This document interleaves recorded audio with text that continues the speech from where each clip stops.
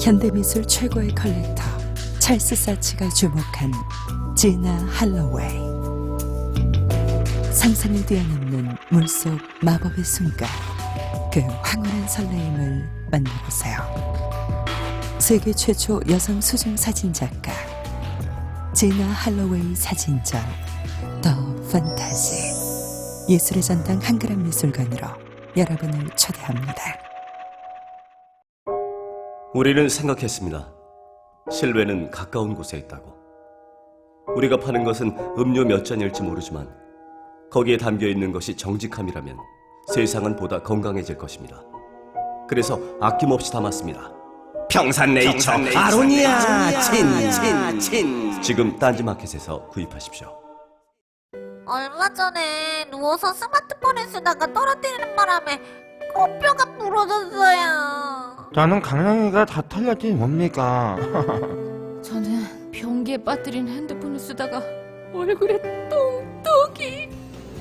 벙커링 스마트폰 뒤에 간편하게 붙이는 것만으로 각종 부상과 정신적 충격을 예방할 수 있습니다. 그냥 벙커링이 아닙니다. 무려 딴지 로고가 박혀있는 프리미엄 에디션을 지금 딴지마켓에서 만나보세요.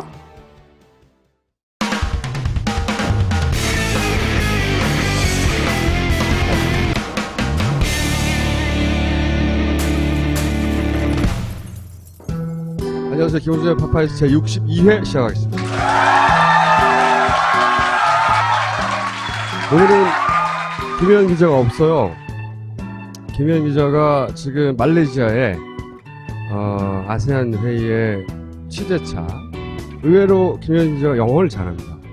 사실은 뭐하고 있는지 소식을 전혀 들을 수 없었거든요. 근데 다른 통신사를 통해서 김혜연 기자의 근황을 저희가 입수했어요. 여기서 발견됐습니다. 연합뉴스에 제가 연락하지 않고 사실은 보도용이 아니기 때문에 잠깐 빌려왔어요. 저희는 다른 데 관심 없고 여기. 그리고 지난주에 일본에서 제보가 하나 왔어요. 저를 찾고 있다고. 봐라, 네가 맞지? 이러면서. 지금 수배 중입니다. 근데 이제 신장이 160에서 174이기 때문에 저랑 제가 아닌 것 같다라고 처음에 보내거나 다시 메일이 왔습니다. 아닌 것 같네요 라고. 살인범입니다 무려. 지난 2회에 걸쳐서 국정원 자살 사건에 대한 의혹들을 다뤘는데 정청래 의원이 특종이 있다면 자신만만하게 오늘 왔습니다. 정청래 의원을 모시겠습니다. 여러분 안녕하십니까. 이 시대의 참 수사관 정청래입니다. 반갑습니다. 의원님 이때까지 인으로 불렸잖아요. 수사인으로 하셔야죠. 수사인. 네. 국정원 임모 과장 관련해서 수사 상황을 점검해 보니 내가 차라리 수사관을 해야 되겠다. 이런 생각이 들었어요. 의원님 이 사건 벌어지고 이제 7대 의혹이라며 몇 가지 의혹을 제기했어요. 네. 네, 그 중에서 상당히 의심스러운 거 여전히 몇 가지를 다시 한번 짚어보면 부인들이 했던 결정도 굉장히 의심스러워서 했었잖아요. 예를 들어서 신관 직후에 6분 만에 실제로는 3분 통화했기 때문에 3분 후에 바로 마음이 바뀝니다. 그리고 이렇게 취소를 했으면 왜 119는 취소를 안 해? 이것도 대단히 이상하죠. 그리고 1시간 정도 흐른 후에 다시 전화를 해가지고 접수가 안 된 것 같다면 그래서 또 바로 취소합니다. 통화 시간 빼고 나면은 대략 12분 후에 다시 또 취소를 했다가 다시 신고를 해요. 불과 10여 분 사이에 또 마음이 바뀐 거죠. 11시 51분에 재신고를 하죠. 이제 오늘 풀어가는 이야기의 실마리는 여기서부터 네. 시작해도 좋을 것 같아요. 그래서 이제 요 시간을 다시 한번 알려드리는 거예요. 11시 51분에 부인이 다시 신고를 한다는 거 기억해 두세요. 그리고 뭐 그때 대화입니다. 취소했는데 아직 경찰관 분이 접수가 안 됐다고. 경찰관 접수가 안 됐다고 왜 알려줘요? 이런 대화 녹취록이고요. 그리고 폐차 관련해서 지난 시간에는 저희가 발인다함이라고 사고 발생 이후 만 3일 후에 그 경황에 어떻게 발인 다음에 바로 폐차하느냐 말도 안 된다고 했는데 사실은 이거보다 훨씬 더 빨리 사망 다음 날 그렇죠. 사망은 7월 18일이고 7월 19일 날 이미 폐차 의뢰를 하죠. 정확하게는 국정원과 거래하던 타이 업체에서. 그러면서 JTBC 보도입니다. 바로 다음날 폐차 의뢰를 하고 매부라고 본인을, 거짓말이죠. 매부라고 했고, 견인할 때 당연히 차주나 그 가족 혹은 상속인 누군가 나타나야 되는데 아무도 나타나지 않았다. 차키 등록증은 차 어디에 있다. 그렇죠. 네, 이걸로 끝냈죠. 사실은 이 흐름 전체가 가족이 아니라 실제로는 국정원에 의해 주도됐다라고 추정할 강력한 증거 중에 하나입니다. 사실은.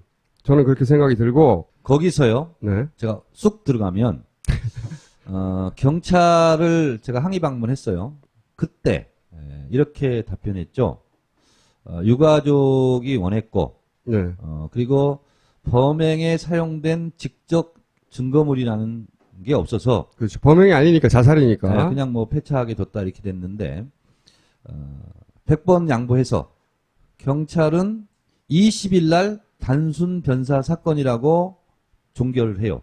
20일 날. 그러면 18일 날 사망했습니다. 18일 날. 20일 날 그 종결 결론을 내릴 때까지는 그 차량을, 마티즈 차량을 통제하고 있어야 돼요. 경찰이. 그렇죠. 안 했다는 거죠. 그러니까 의원님의 이야기는 18일 날 사망하고 20일 날 단순 자살이라고 경찰 결론을 냈어요. 그런데 그 전까지는 자살인지 타살인지 결론을 공식적으로 안 냈단 말이죠. 그러면 19일 날은 폐차 의뢰가 들어가지 말아야 되는 거잖아요. 차를 확보하고 있어야 되는 거잖아. 근데 19일 날 이미 차량은 폐차 의뢰돼서 갔다는 거지. 저는 또 이상한 게 뭐냐면 말이죠. 19일 날 의뢰를 했어요. 그러면 폐차 업체가 전국에 얼마나 많은데 전화하면 너무 많아요. 그런데 이 차가 실제 폐차된 거는 발인까지 기다린 다음 날이에요. 그랬다면 훨씬 더 이 문제가 빨리 불거졌을 거예요. 왜 발인도 전에 폐차됐냐고. 그렇습니다. 근데 실제로는 발인 다음 날 이 차가 폐차되고 말소됐다고요. 기다렸다는 거죠. 그러니까 이 흐름을 누군가 관리했다고 저는 강력하게 추정하지 말고 확신합니다. 마티즈 관련해서 마지막으로 한 가지 더 얘기하면 굉장히 큰 뉴스가 나왔어요. JTBC에서 30일 날 밤 8시 뉴스에서. 그래서 이제 다음 포털에 들어갔더니 당연히 다음 포털에 또 탑에 떴어요. 바로 네이버를 봤죠. 네이버는 이 기사가 단 한 번도 일면에 노출되지 않았고, 그리고 그 다음날 아침에 제가 기사를 검색을 했더니 댓글이 달랑 2개 있습니다. 댓글 하나 뒤에 묻혀 있는 거지 검색을 해도 기사를 찾을 수가 없다. 뭐 이런 얘기예요. 제가 말하고자 하는 핵심은 뭐냐면 이 포탈이 누군가에 의해서 컨트롤되고 있다는 의식을 계속 해왔는데 사실은 마티즈에 대한 논란이 계속 있어 왔잖아요.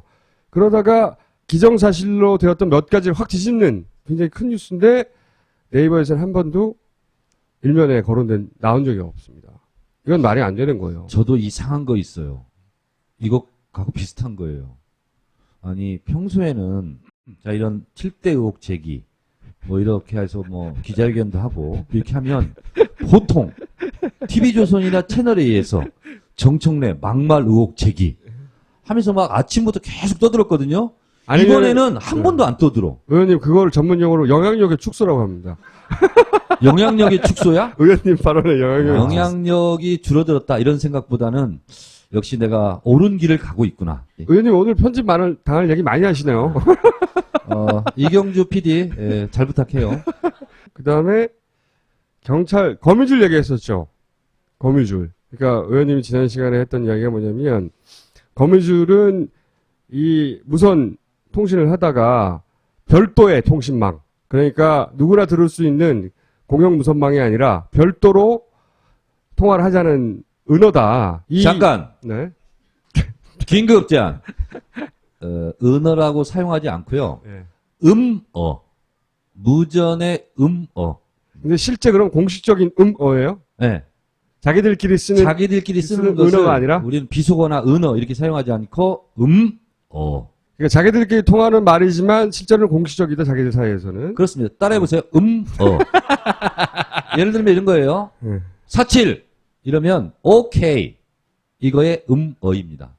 48 현장 함덕 이건 뭐냐면 경기도 소방본부. 어쨌든 거미줄 쳐도 되겠습니까? 이것도 음어라는 거죠. 음어죠. 그건. 공식적으로. 네. 오케이. 근데 이 음어 소위 말해서 왜 별도에 무전기 있는데 통신 잘 되고 있는데 별도 통신을 요청했느냐.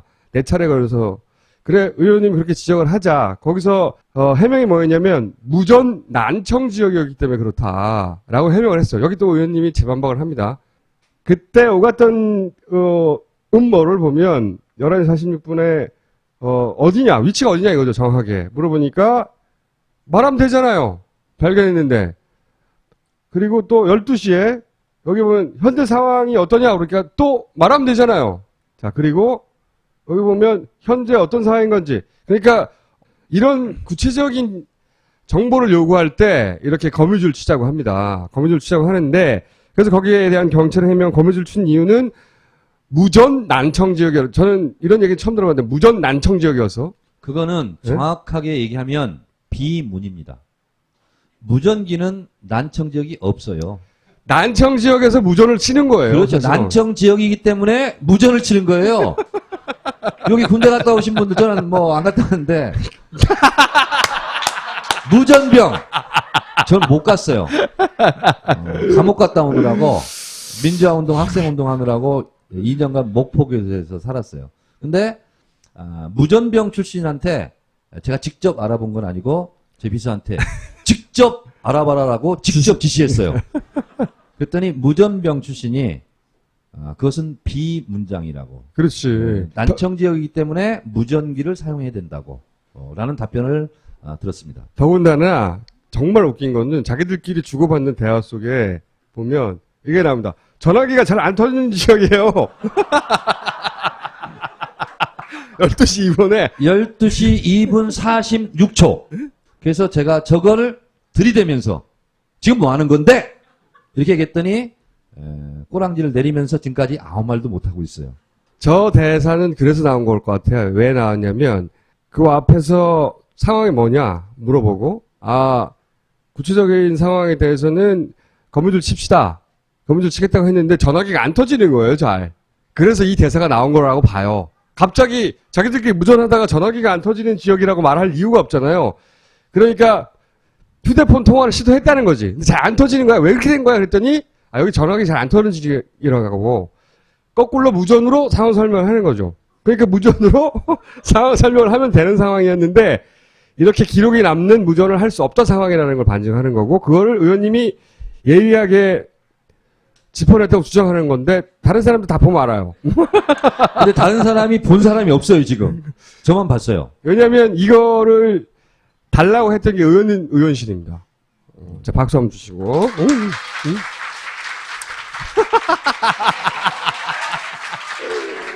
이 지역이 그럼 왜 난청 지역일까?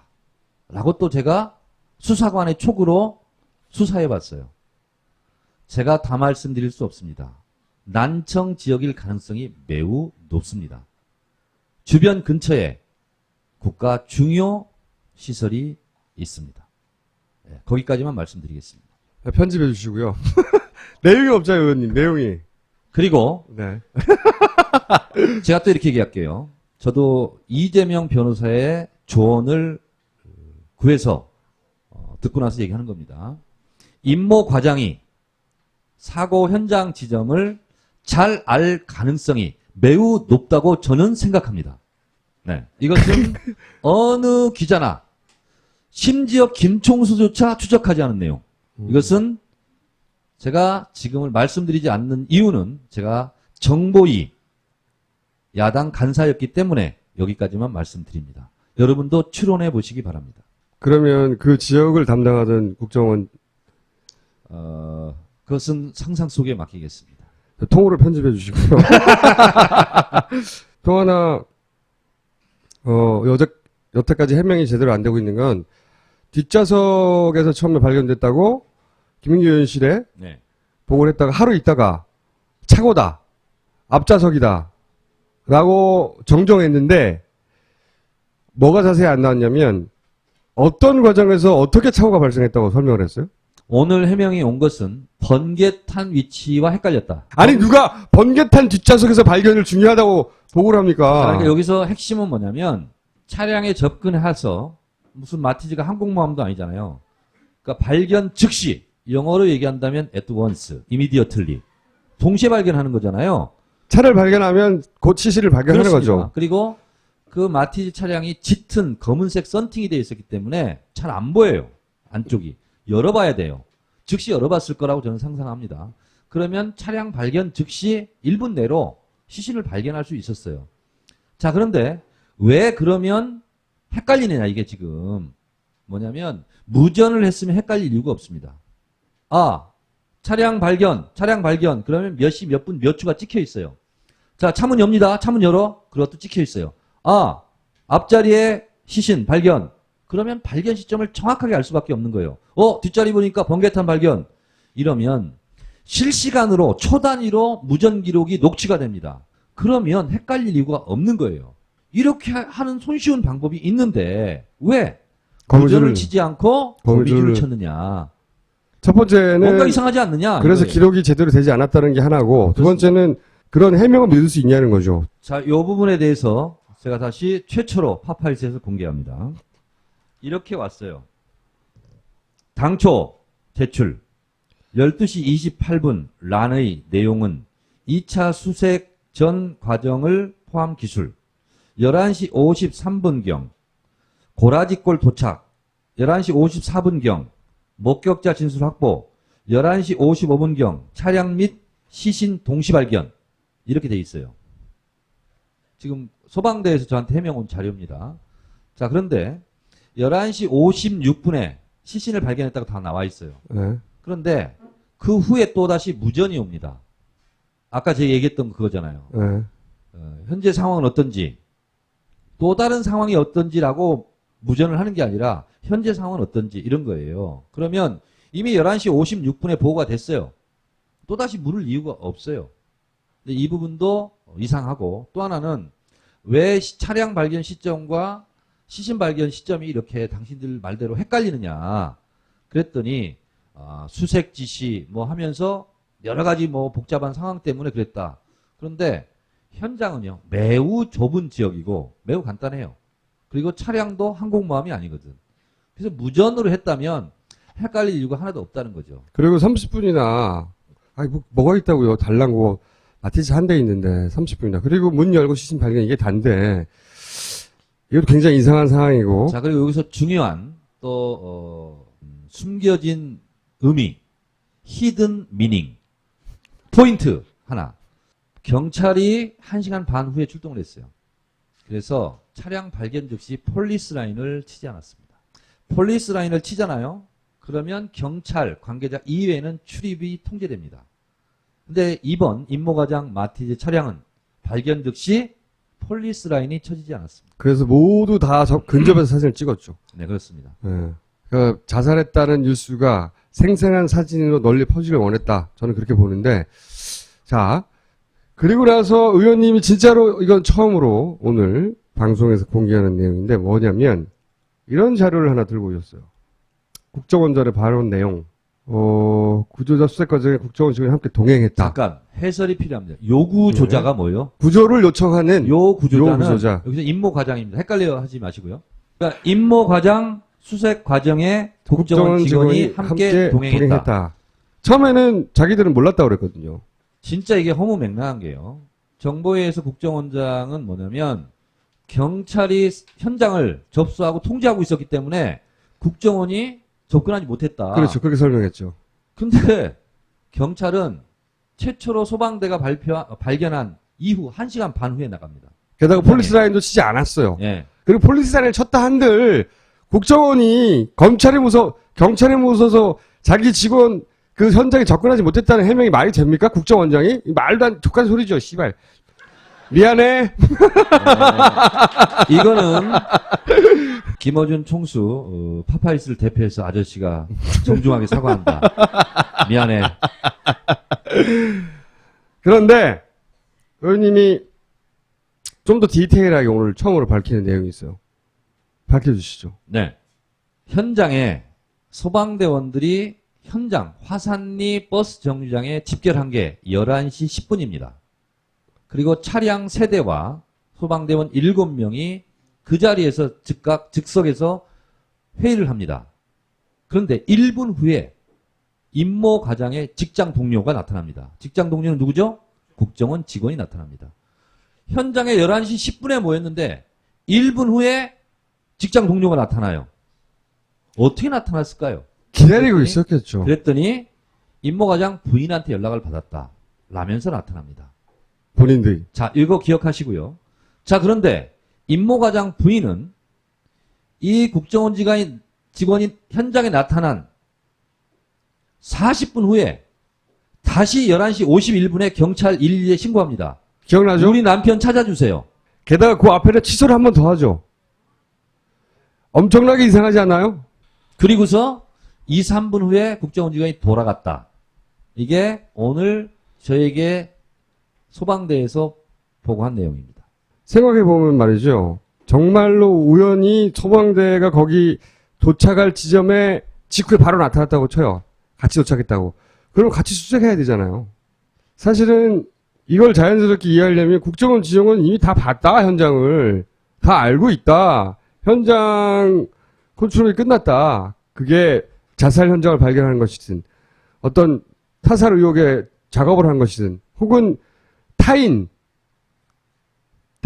제가 제거했는데 사실은 자살 가능성이 저는 가장 떨어진다고 보고 나머지 둘 중에 하나라고 보고 있는데 여하간 그런 작업을 한 게 아니겠는가 그 사이에 이미 그 현장에서 그리고 일 다 끝내고 소방대가 왔구나 얘기 잠깐 하고 간 거죠. 오늘 저의 추론, 그 강력한 의심 이거를 제가 정리해서 말씀드리면 결국은 경찰청을 항의 방문했을 때 경찰은 왜 늦장 출동했는가 라고 제가 물었어요. 119, 112에 신고했다가 111에 다시 취소했다. 이런 과정 때문에 저희가 출동이 늦어졌습니다. 라는 것이 경찰의 답변이었어요. 그렇다면 경찰을 따돌리려고 하는 의도였지 않는가 라고 생각할 수밖에 없잖아요. 그래서 지난 시간에 경찰이 먼저 도착하면 안 되는 이유가 있었지 않았을까. 그건 뭔지는 모르겠어요. 저는 이게 하나의 교과서라고 봅니다. 누군가 죽어서 더 이상 말을 못하거나 또는 누군가 말을 뒤집어서 진실을 바꾸거나 둘 중에 하나의 방식으로 해결하거든요, 항상. 그렇게 이 사건을 다시 재수사하려고 해봐야 이렇게 조금씩 드러나는 앞뒤가 안 맞는 지점을 가지고 거꾸로 거슬러 올라갈 수밖에 없거든요. 두 가지 증거물이 남아 있습니다. 사실은. 그래서 경찰 항의 방문 시에 제가 요구를 했습니다. 임모과장 임모과장 부인의 당일날 통화 내역을 조사해봐라. 라고 요청했습니다. 할지 안 할지는 경찰이 할지 안 할지는 모르겠어요. 그건 경찰이 하지 않으면 제가 이 시대 참 수사관이지만 저에게는 압수수색 영장을 발부받을 권한이 없어요. 그래서 그건 경찰에 계속 요구를 할 것이고요. 마지막 유일하게 증거 하나 나와 있습니다. 그거는 뭐냐면 임모 과장이 집에서 출발할 때부터 현장까지 도착했던 CCTV 내용입니다. 이것이 마지막 남은 유일한 증거입니다. 그래서 제가 그 증거를 요청하신 거죠. 요청했어요. 그리고 제 의원실에 지금 와 있습니다. 그래서 지금 분석 작업에 들어갔어요. 다 마치지 못하고 지금 파파이스에 왔습니다. 그래서 다음 방송 때 이 CCTV 내용을 분석해서 여러분께 말씀드리도록 하겠습니다. 파파이스 방송 하러 오면서 정보위원 한 명에게 제가 전화를 했어요. 정보위에서는 두 가지 싸움을 하면 무조건 진다. 첫 번째, 자료 제출 요구 싸움을 하지 말아라. 내가 전 정보위 간사로서 조언한다. 왜냐하면 다른 상임위는 공개되기 때문에 이 자료를 왜 제출하지 않냐, 왜 안 하냐, 이런 이유 때문에 안 하냐 그러면 공개되기 때문에 압박이 못 이겨서 자료 제출을 하곤 합니다. 정보위는 그런 자료를 요구하는지를 잘 몰라요. 설령 요구를 받아도 국가안보상 제출할 수 없음을 양해 바랍니다 하고 빨간 도장 딱 찍혀서 와요. 그럼 더 이상 진도를 나갈 수가 없어요. 따라서 자료 제출 요구 싸움은 국정원이 무조건 이깁니다. 자료 제출 싸움을 하지 마라. 두 번째, 전문 용어 싸움 하지 마라. 국정원이 원하는 바다. 계속 전문 용어를 생산해내서 그걸 덮어버려요. 진실을. 그래서 전문 용어 싸움 하지 말아라. 라고 하면서 제가 지난번 파파이 시간에 얘기했던 왜 하필이면 대선 전 총선 전에 구입했냐. 이게 핵심 중에 핵심이다. 앞으로 계속 그렇게 했으면 좋겠다. 라고 조언했어요. 뜻밖의 대답을 들었어요. 그 정보위원한테. 그렇게 물었답니다. 그랬더니 2012년 1월, 7월에 20회선을 구입을 했고 대선 직전에 구입하려고 이메일을 주고받았다. 근데 구입하진 않았다. 이게 이제 국정원 해명입니다. 그럼 왜 하필이면 대선 직전에 구매하려고 이메일을 주고받았냐? 라고 물었답니다. 국정원의 대답. 그 시기가 할인 기간이었습니다. 아, 이거 재밌다! 라고 답변을 했대요. 의원님 마지막으로 하실 말씀 있어요? 이 방송이 나간 직후 8월 10일 월요일 오전 10시 국회 안전행정위원회가 열립니다. 경찰도 나오고 소방도 나옵니다. 그래서 지금까지 제기됐던 여러 가지 의혹과 합리적 의심에 대해서 종합 선물 세트로 물을 생각입니다. 안타깝게도 다음 주 파파이스는 결방된다고 합니다. 그래서 다음 주 파파이스는 8월 10일 안전행정위원회에서 정청래가 묻고 경찰이 답변하는 것으로 결방을 대체하도록 하겠습니다. 여러분, 참 수사관으로서 수사를 열심히 해서 국민들의 알 권리를 위한 공익적 일갈, 참 공갈인으로 계속 활동하겠습니다. 감사합니다. 고맙습니다. 감사합니다.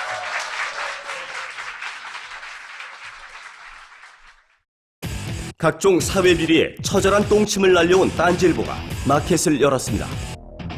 기자들이 검증해 믿을 수 있는 상품들을 은하계 최저가로 판매하여 명랑한 소비문화 창달에 이바지할 딴지마켓. 이제 신뢰를 쇼핑하세요. 주소는 market.딴지.com. 라이트 밀 도시락, 비처럼 빠른 도시락입니다. 라이트 밀 도시락, 올바른 식재료로 만든 도시락입니다. 라이트 밀 도시락. 그럼에도 가격 부담은 정말 가볍습니다. 지금 딴지 마켓에 가시면 이제껏 볼 수 없었던 신개념 도시락 라이트 밀을 만나보실 수 있습니다. 지금 이 해킹 사건이 터지고 나서 내 PC, 내 핸드폰이 좀 수상하다라고 생각이 되어도 뭘 검사를 해볼 수 있어야죠. 아니겠거니 생각하거나 아니면 좀 더 많이 불안한 분들은 초기화를 시키거나 뭐 이런 방법밖에 없었어요. 근데 백신을 개발한 분들이 있습니다. 더군다나 무료로 오픈 백신을 개발하는데 주도적 역할을 한 오픈넷의 남희섭 이사님, 그리고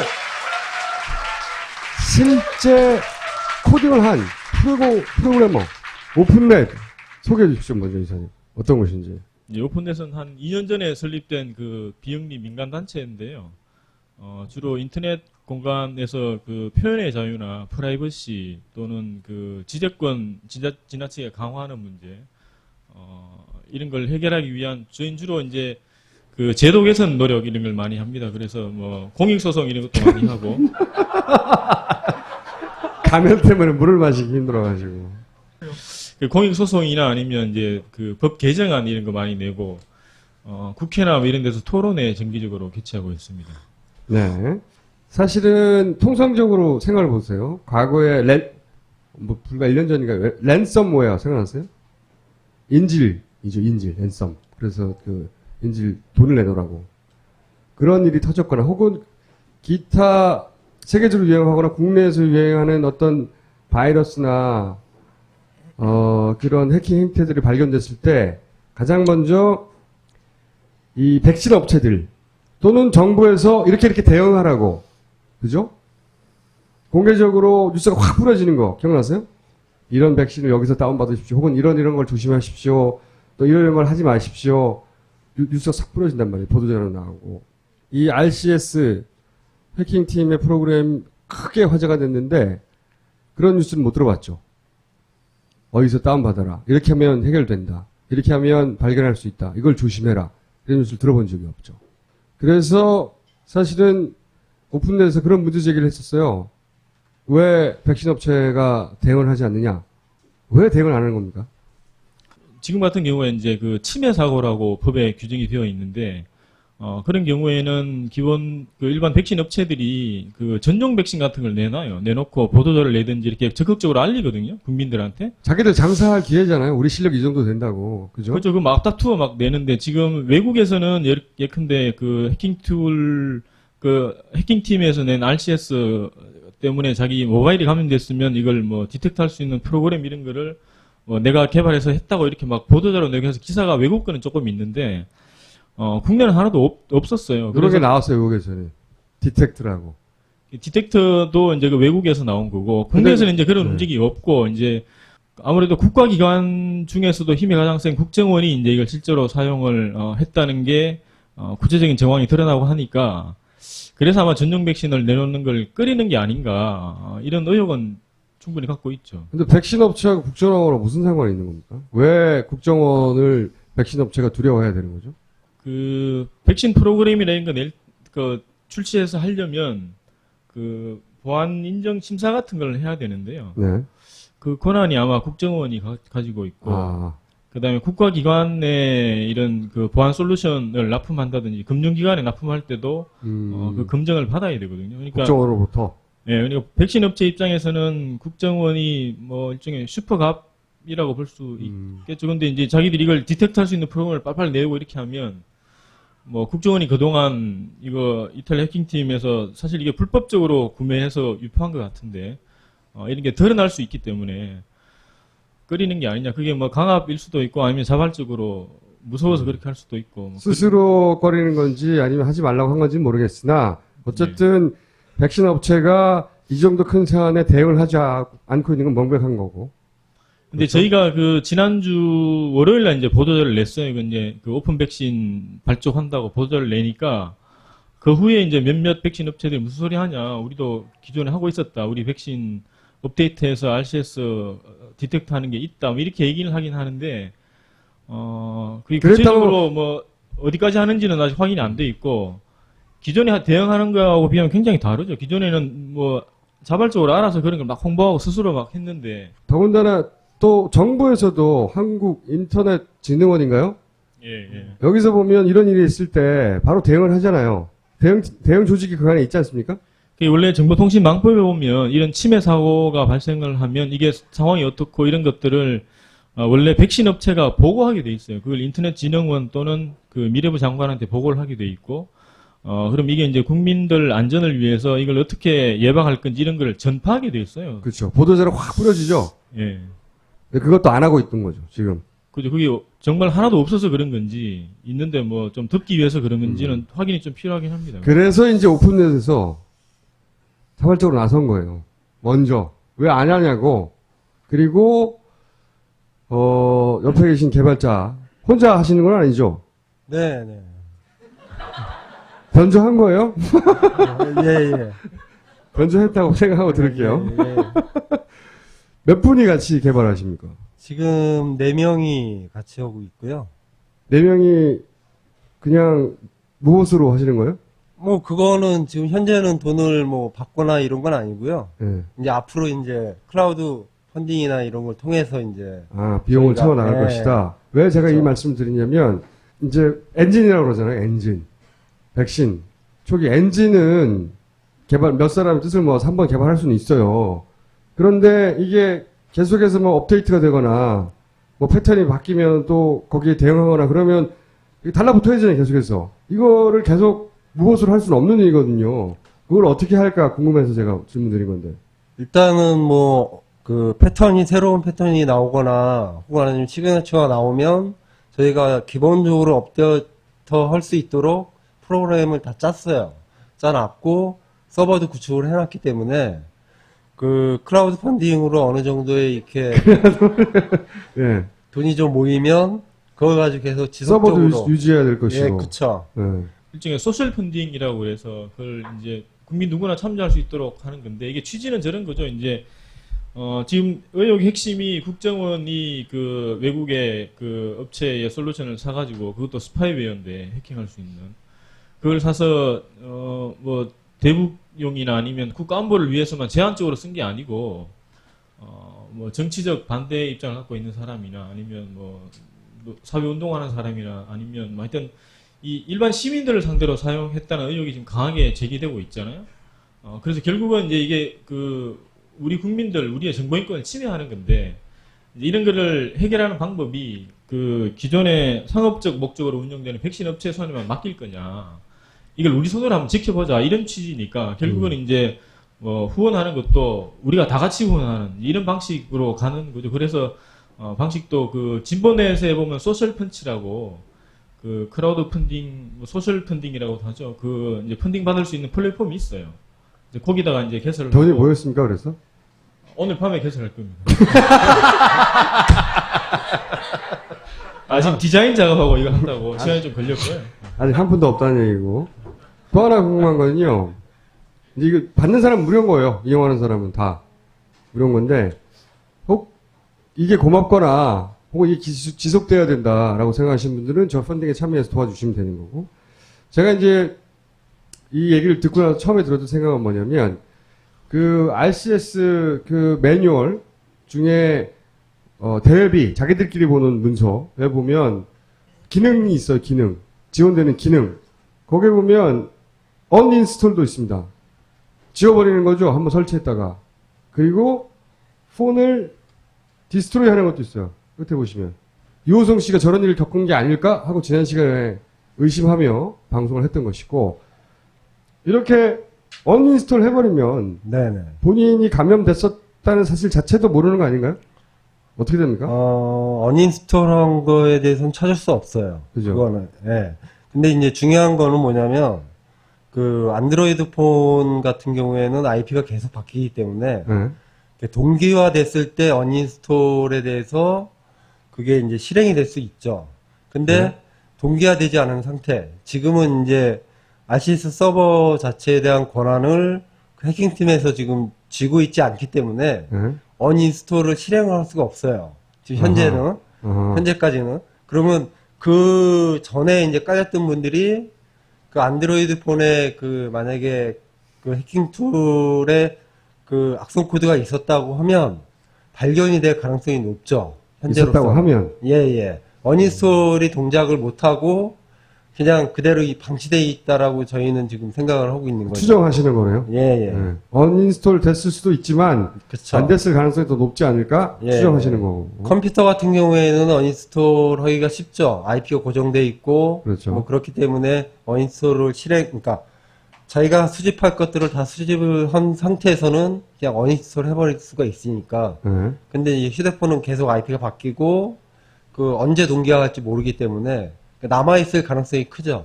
근데 저도 그런 생각도 하면서 또 한편으로 무슨 생각하냐면 매뉴얼을 잘 읽어보면 20개밖에 안 된다, 50개다, 이런 여러 가지 이야기가 있는데 20개든 50개든 이 방식이 어떻게 되냐면 작동 방식 매뉴얼을 자세히 읽어보면요. 하나 설치하고 정보를 빼내고 또 이걸 작동 중지시키고 또 딴 데 심고, 그러니까 동시가 20개라는 거지 뿌리는 건 무한대다. 그렇게 설명서에도 나와요. 그런데 그 설명서에 보면 심었다가 제거해야 다른 데 심을 수 있다. 그게 아마도 20개, 50개 더 많이 사라고 정책을 그렇게 정한 것 같은데 누구 걸 빼냈어요. 특정 기간에. 네. 대선이나 총선 직전에 누구를 타겟으로 해서 쫙 빼냈어. 그리고 나서 이제 다른 사람한테 옮겨가기 위해서는 이 사람 원시톨 하고 또 다른 사람 심었다가 그렇게 하지 않았을까요? 그거보다는요. 그러니까 이 매뉴얼이나 이런 것들을 보면 소스 코드나 이런 걸 보면 처음에 악성 코드를 대규모로 뿌려요. 대규모로? 네. 백도어라고 이제 흔히들 얘기하는 걸 갖다가 많이 쫙 뿌려놓고 그 중에 이제 셀렉트를 하게 돼 있어요. 그러니까 얘가 타겟이냐 아니냐를 확인을 해서 거기에다만 그러니까 특수한 기능들을 하나씩 이제 임플란트 심듯이 이제 임플란트 한다고 이제 얘기하는데 하나씩 기능들을 영어를 잘하시네요. 네. 그래서 하나씩 활성화 시켜가지고 쓰고 언인스톨 시키고 이럴 수 있죠. 작동 방식은 우리나라에 보면은 블로그, 불특정 다수 대상으로 하는 블로그 또는 불특정 다수 대상으로 하는 앱 이런 걸 통해서 뿌린 흔적들이 남아 있잖아요. 꼭 타겟을 꼭 찍어가지고 그쪽에 이 악성 코드를 보내는 게 아니라 그 블로그에 누가 들어갈지 누가 압니까? 블로그를 개설했으니까. 그리고 굉장히 많은 사람들이 다운받는 앱에다 그걸 심어서 그렇게 뿌렸단 말이죠. 그러니까 지금 설명은 일단 확 뿌려놓고 백도어를 그쵸. 그러니까 접근할 수 있도록 확 뿌려 구멍을 열어놓고 그런 다음에 그 중에 타겟이 그것을 가져갔으면 거기다가 실제 악성 코드를 심는다. 이렇게 그렇죠. 이렇게 작동한다는 거죠. 매뉴얼에 보면 네. 이제 그걸 스카우트 에이전트라고 하는데요. 네, 그러니까 네. 감염 파일을 에이전트라 그러고. 네. 근데 스카우트 에이전트는 우리말로 하면 정찰이잖아요. 정찰. 네. 정찰하는 걸 먼저 보내요. 쭉 보내가지고 걔가 그 감염된 기기 정보, 디바이스 정보하고 그다음에 스크린샷을 보내줘요. 서버 쪽으로. 그 중에서 내 타겟이 이제 잡혔으면 거기다 이제 에이전트를 보내는 거군요. 그렇죠. 어, 그리고 이제 네. 이게 그 내가 이걸 씹었을 때 들킬 건지 안 들킬 건지를 보는 거죠. 디바이스 정보를 이런 거 보고. 근데 이제 그 해킹팀 메일 이런 거 쭉 보면 그 정찰 에이전트도 바이러스에 걸린 적이 있어요. 그때부터 악성 코드로 보는 거죠. 이제 그리고 악성 코드는 상당히 많이 뿌려졌을 가능성이 높죠. 그러니까 그러면 그 스카우트도 발견할 수 있는 거죠. 이걸로는. 그렇죠. 예. 그러니까 스카우트는 지워지지 않았을 가능성이 있다. 예. 오케이. 사실 시간이 많이 지나서 만약에 지울 수 있는 권한이 혹은 방법이 조금이라도 있었으면 어떻게든 지우려고 했겠지만 그러나 그게 다 성공하지 못했을 가능성도 있다는 거죠. 많은 사람이 다운받아 봐야 되겠네요, 이거. 또 한 가지 궁금한 건 이런 거 있습니다. 지난 시간에 저희가 지속적으로 제기했던 의혹 중에 하나인데 해킹팀만 있겠냐. 돈은 있고 파는 곳은 많은데 다른 곳에서 샀지 않았겠냐. 이런 예. 추정입니다. 예. 개인적으로 강력히 의심을 가지는 대목인데 그러면 이거는 현재는 해킹 팀의 프로그램만 탐지할 수 있는 거죠. 팀에 그렇죠. 나온 프로그램만. 예. 기타 현재- 프로그램에 작동하는 패턴을 소스를 모르기 때문에 다른 놈들은 아직 감지가 안 되는 거죠. 감지가 안 되지만 일단 해외에서 이제 연구하는 기관들이 몇 군데가 있는데 네. 거기서 이제 시그네처들을 발견해낸 게 몇 개 있기 때문에 네. 시그너처는 먼저 설명해 주세요. 그러니까 흔적이라고 생각하시면 되고요. 네. 그러니까 그러니까- 그 프로그램의 특별한 코드들, 그쵸. 특별한 그 네. 프로그램에 쓰는 특별한 해시값이라고 얘기를 많이 하는데 네. 어쨌든 영어를 잘하시는군요. 점점 전문용어로. 그러니까 그 파일만 가질 수밖에 없는 값을 네. 찾을 수 있게 해주는 거죠. 네, 네. 이제 그렇게 해서 이제 검색을 이제 추가할 수 있죠, 저희가. 그러니까 그런 서버를 통해서, 그러니까 저희가 구축한 서버를 통해서 그런 패턴을 업데이트 시켜서 다른 것도 찾을 수 있게. 그러니까 일반 바이러스는 상업적인 백신 업체에 맡기고 여기서는 국민들을 사찰한다고 알려진 불법적이라고 알려진 그런 기관들이 사용하는 스파이웨어를 특정하여 찾아내는 기능들을 앞으로 업데이트할 수 있겠네요. 그렇죠. 그 서버가 해킹 당할 것 같은데요? 뭐 그럴 수는 있는데 뭐 안전한 데다 저희가 또 다 구축을 했기 때문에 안전한데 어디다 구축하셨어요? 뭐 그건 나중에 보시면 이제 아실 거고. 해외라고만. 예, 해외에다 구축을 다 했습니다. 국내는 좀 위험해서. 그러면 그 프로그램을 지금 휴대폰용으로 개발하신 거죠? 안드로이드. 예, 안드로이드를 PC용이 아니라, 그죠? 일단 개발을 했고요. 네. 그다음에 이제 PC용도 이제 같이 개발을 할 거고 차근차근 이제 맥도 할 거고 그다음에 iOS도 같이. 앞으로. 예. 여기 계속적으로. 해킹템 소스 코드가 공개됐으니까 그렇죠. 거기서 나오는 거 다 할 것이다. 예. 좋은 일 하시네요. 박수 부탁드립니다.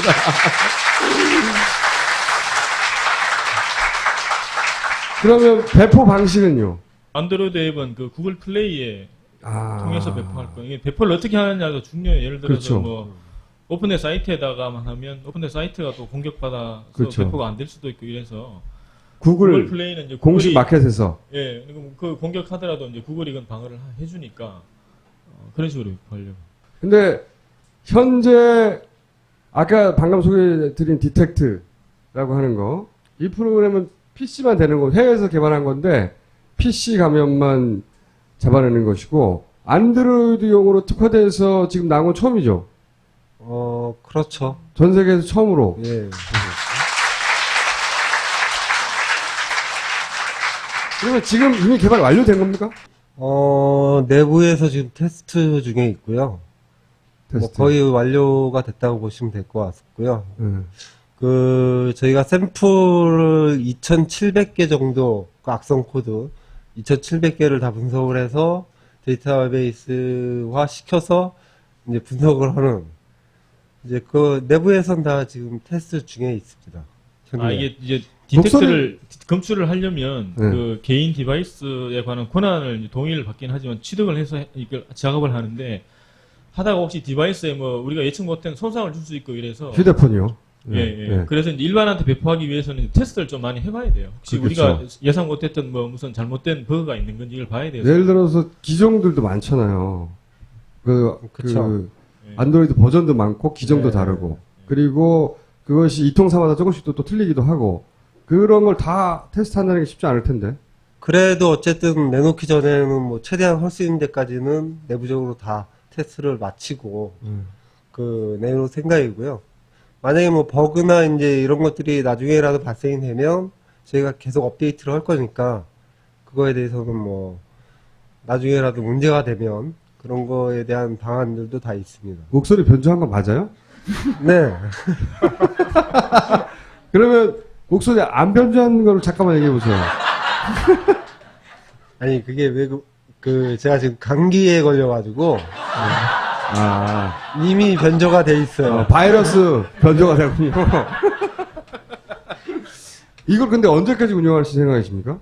저희 계획은 지금 처음 출발은 이제 4명의 개발자하고 시민단체, 저희 오픈데이터하고 진보넷, 그 다음에 P2P 재단 코리아 위원회 이렇게 3군데가 시작을 하는데, 그 개발 방식도 이제 오픈소스로 저희가 만든 백신도 소스코드 다 공개를 지금 일부 돼 있는데 공개를 하고, 그러니까 이런 그 개발 능력이 있는 그 개인들이나 뭐 이런 데서 자발적으로 참여해서 그 재능 기부 형태로 이제 그렇게 기대하고 이제 방향은 저희가 그렇게 잡고 있는데, 모르죠. 이게 얼마나 붙을지 그건 저희가 알 수 없고 강요할 수도 없는 거라서. 그게 유지되냐 마냐는 얼마나 많이 자발적인 프로그램에 참여해 주느냐, 그리고 얼마나 많이 후원을 해 주느냐에 따라 달려 있다. 예, 그리고 일부 해외 화이트 해커 중에는 도와주겠다고 한 사람들이 있긴 있습니다.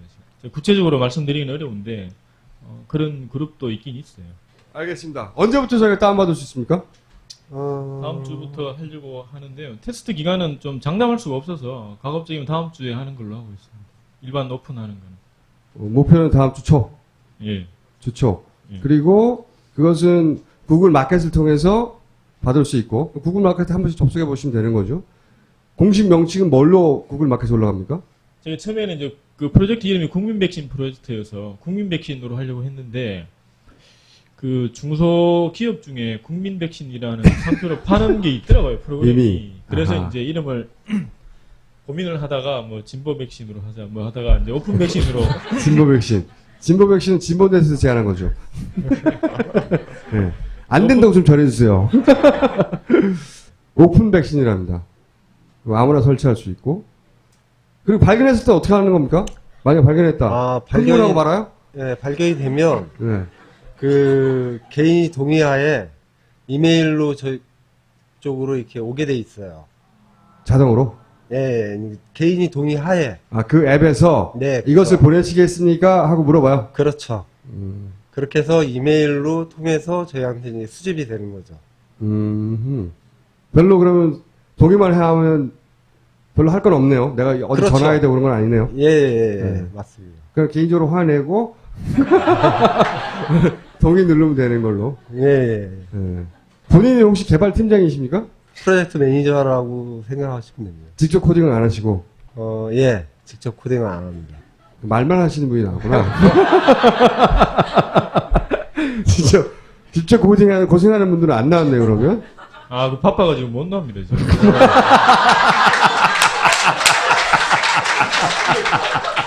마지막으로 제가 궁금한 것은, 이 프로그래머 입장에서 보기에 이 RCS 프로그램이 설치가 되면 어느 정도로 강력한 겁니까?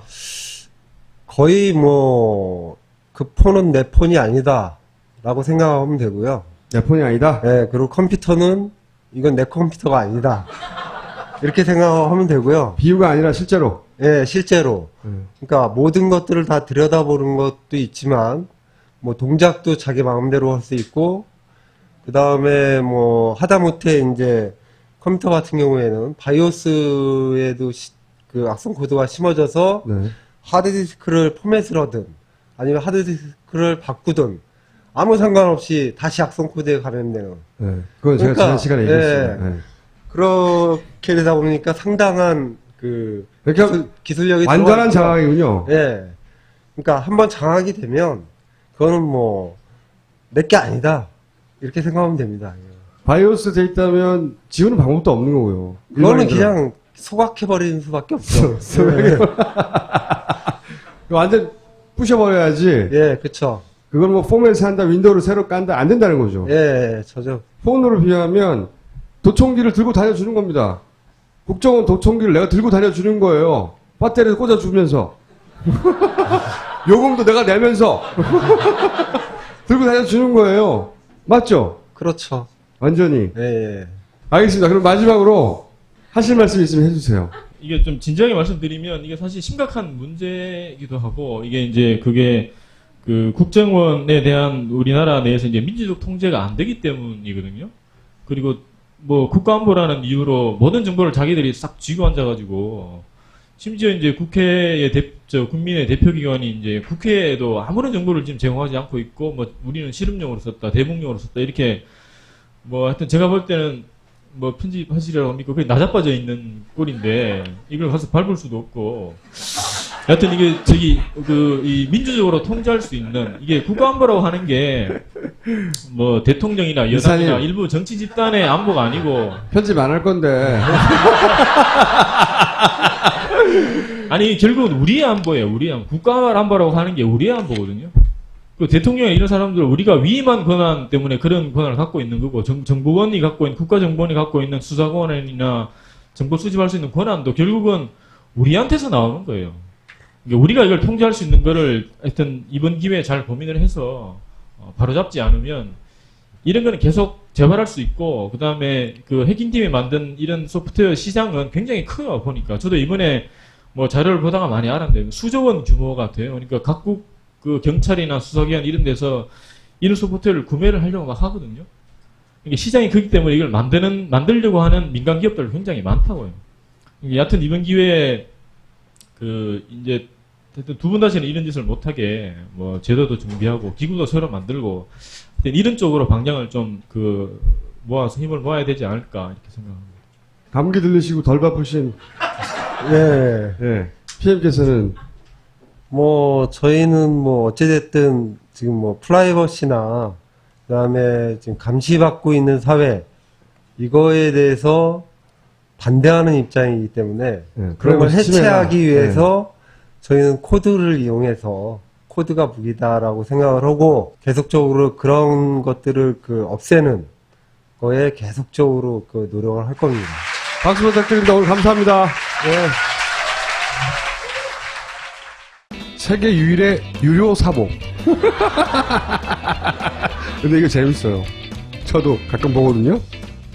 벙커 깊숙이 딱히 재밌게 만들려고 했던 건 아닙니다.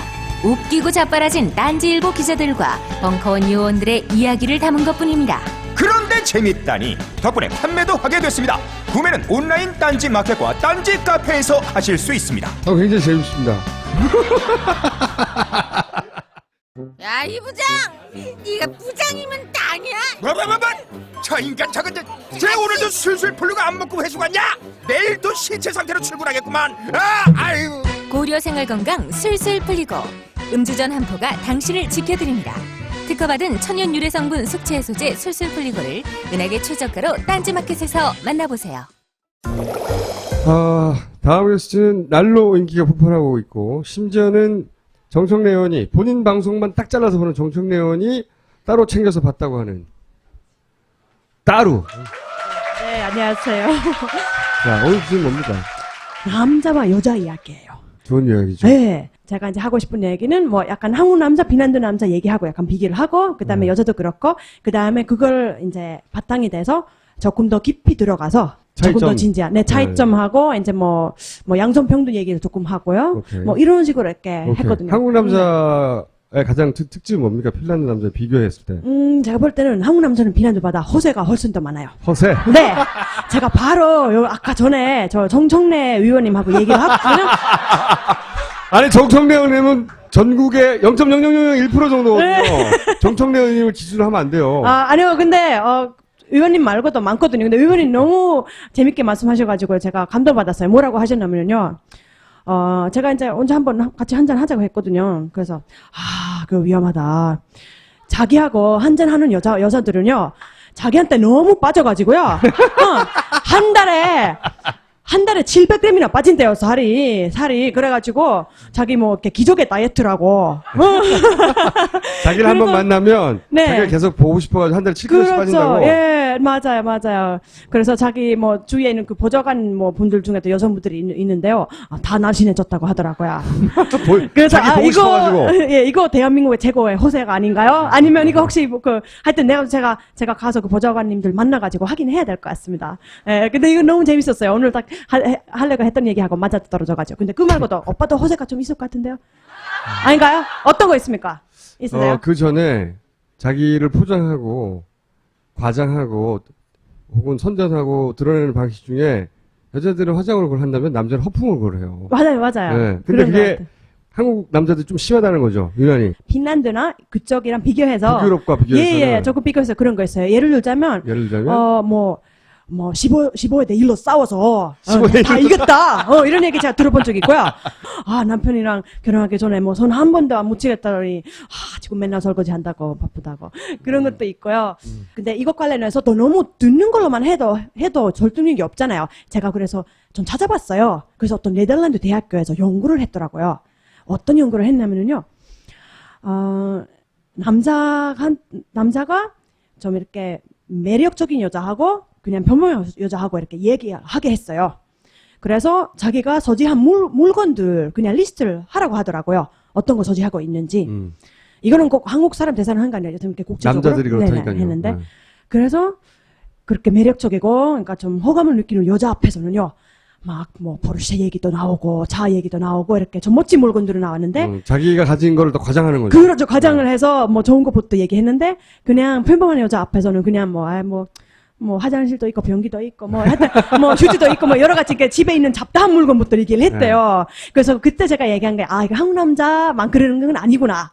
예, 그러니까 진짜 세계적으로 많이 이렇게 있는 물건. 그러니까 수컷의 그런 거예요. 특징이 수컷의 특징. 예, 그렇죠. 그래서 핀란드에도 사실 있어요. 핀란드에는 가끔 그런 걸 볼 수가 있어요. 좀 남자는 보통 이렇게 뭐 차로 좀 과시를 좀 하잖아요. 좀 멋있는 차, 스포츠카나 이런 거 있잖아요. 근데 핀란드 사람들 약간 그런 거 있어요. 너무 이렇게 멋을 부리면은요, 조금 안 좋아해요. 그래서 어떤 말을 하냐면요, 스포츠를 가진 남자는 고개가 작아서 이걸로 이제 대신 자신감을 얻어다가 한다. 이런 얘기까지 있어요. 그래서 핀란드 남자는 또 어떻게 여자한테 애필하려면요, 난 집 지어줄게. 집 지어줄게. 왜 그게 어디서나 말이냐면요, 우리 아빠도 우리 집을 그냥 직접 지었어요. 그러니까 물론 당연히 뭐 전문가도 불러서 이렇게 같이 이렇게 일을 하고 그러는데요. 그래서 그런지 저도 약간 남자한테 기대하는 게 그래 남자는 집 지을 줄 알아야 한다.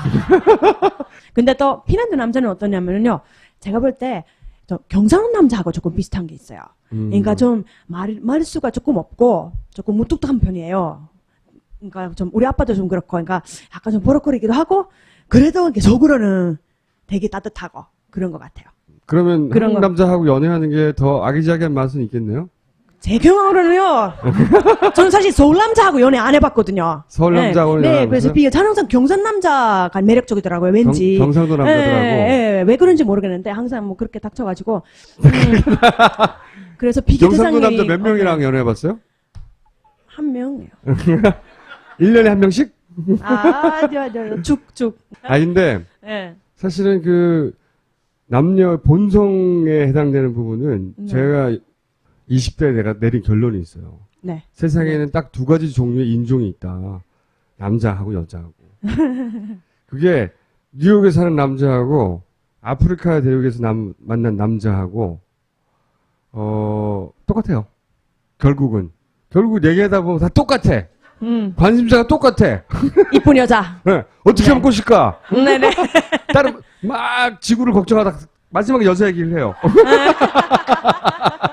맞아. 똑같아. 본질적인 건 전 세계적으로 거의 대동소이하구나 생각하는데 이제 문화가 다르니까 표현 방식도 다를 거고. 그렇죠. 예. 맞아요. 그 관점에서 여자는 어떤 차이가 있어요? 사실 여자는 더 큰 차이가 있는 것 같아요. 더 큰 차이가 있어요? 예, 더 큰 차이가, 물론 기본적으로는 비슷한데, 근데 제가 느낀 한국 여자는요, 굉장히 다양한 역할을 하고 있는 것 같아요. 그러니까 뭐냐면, 일단 어릴 때는, 젊었을 때는, 일단은 무조건 이뻐야 되고, 이렇게 좀 애교 부려야 되고, 약간 그런 건 있는데요. 핀란드 여자는 없거든요. 저도 애교 완전 없어요. 전혀 없어요. 전혀 없는데. 지금 하는 건 뭐야, 그럼? 아, 이거요? 아니, 제가 그냥 이런 거, 약간 이태리 스타일이라, 이렇게, 이런 한국에 처음 왔을 때 정말 충격받았던 게, 한번 제가 그냥 닭갈비집에서 닭갈비 먹고 있는데, 옆 테이블에 이렇게 남자랑 여자가 앉더라고요. 근데 어디선가 약간 미키마우스 같은 목소리가 들린 거예요. 미키마우스? 막 이래가지고, 아니면 약간 고양이 мя우 하는 것처럼. 그래서, 저랑 같이 있는 사람들, 저 사람 목이 아픈 것 같은데. 그래서 얘기했다. 아니야, 그냥 앵앵거리는 거라고. 그때 제가 앵앵거린다는 건 들었어요. 콧소리. 그렇죠.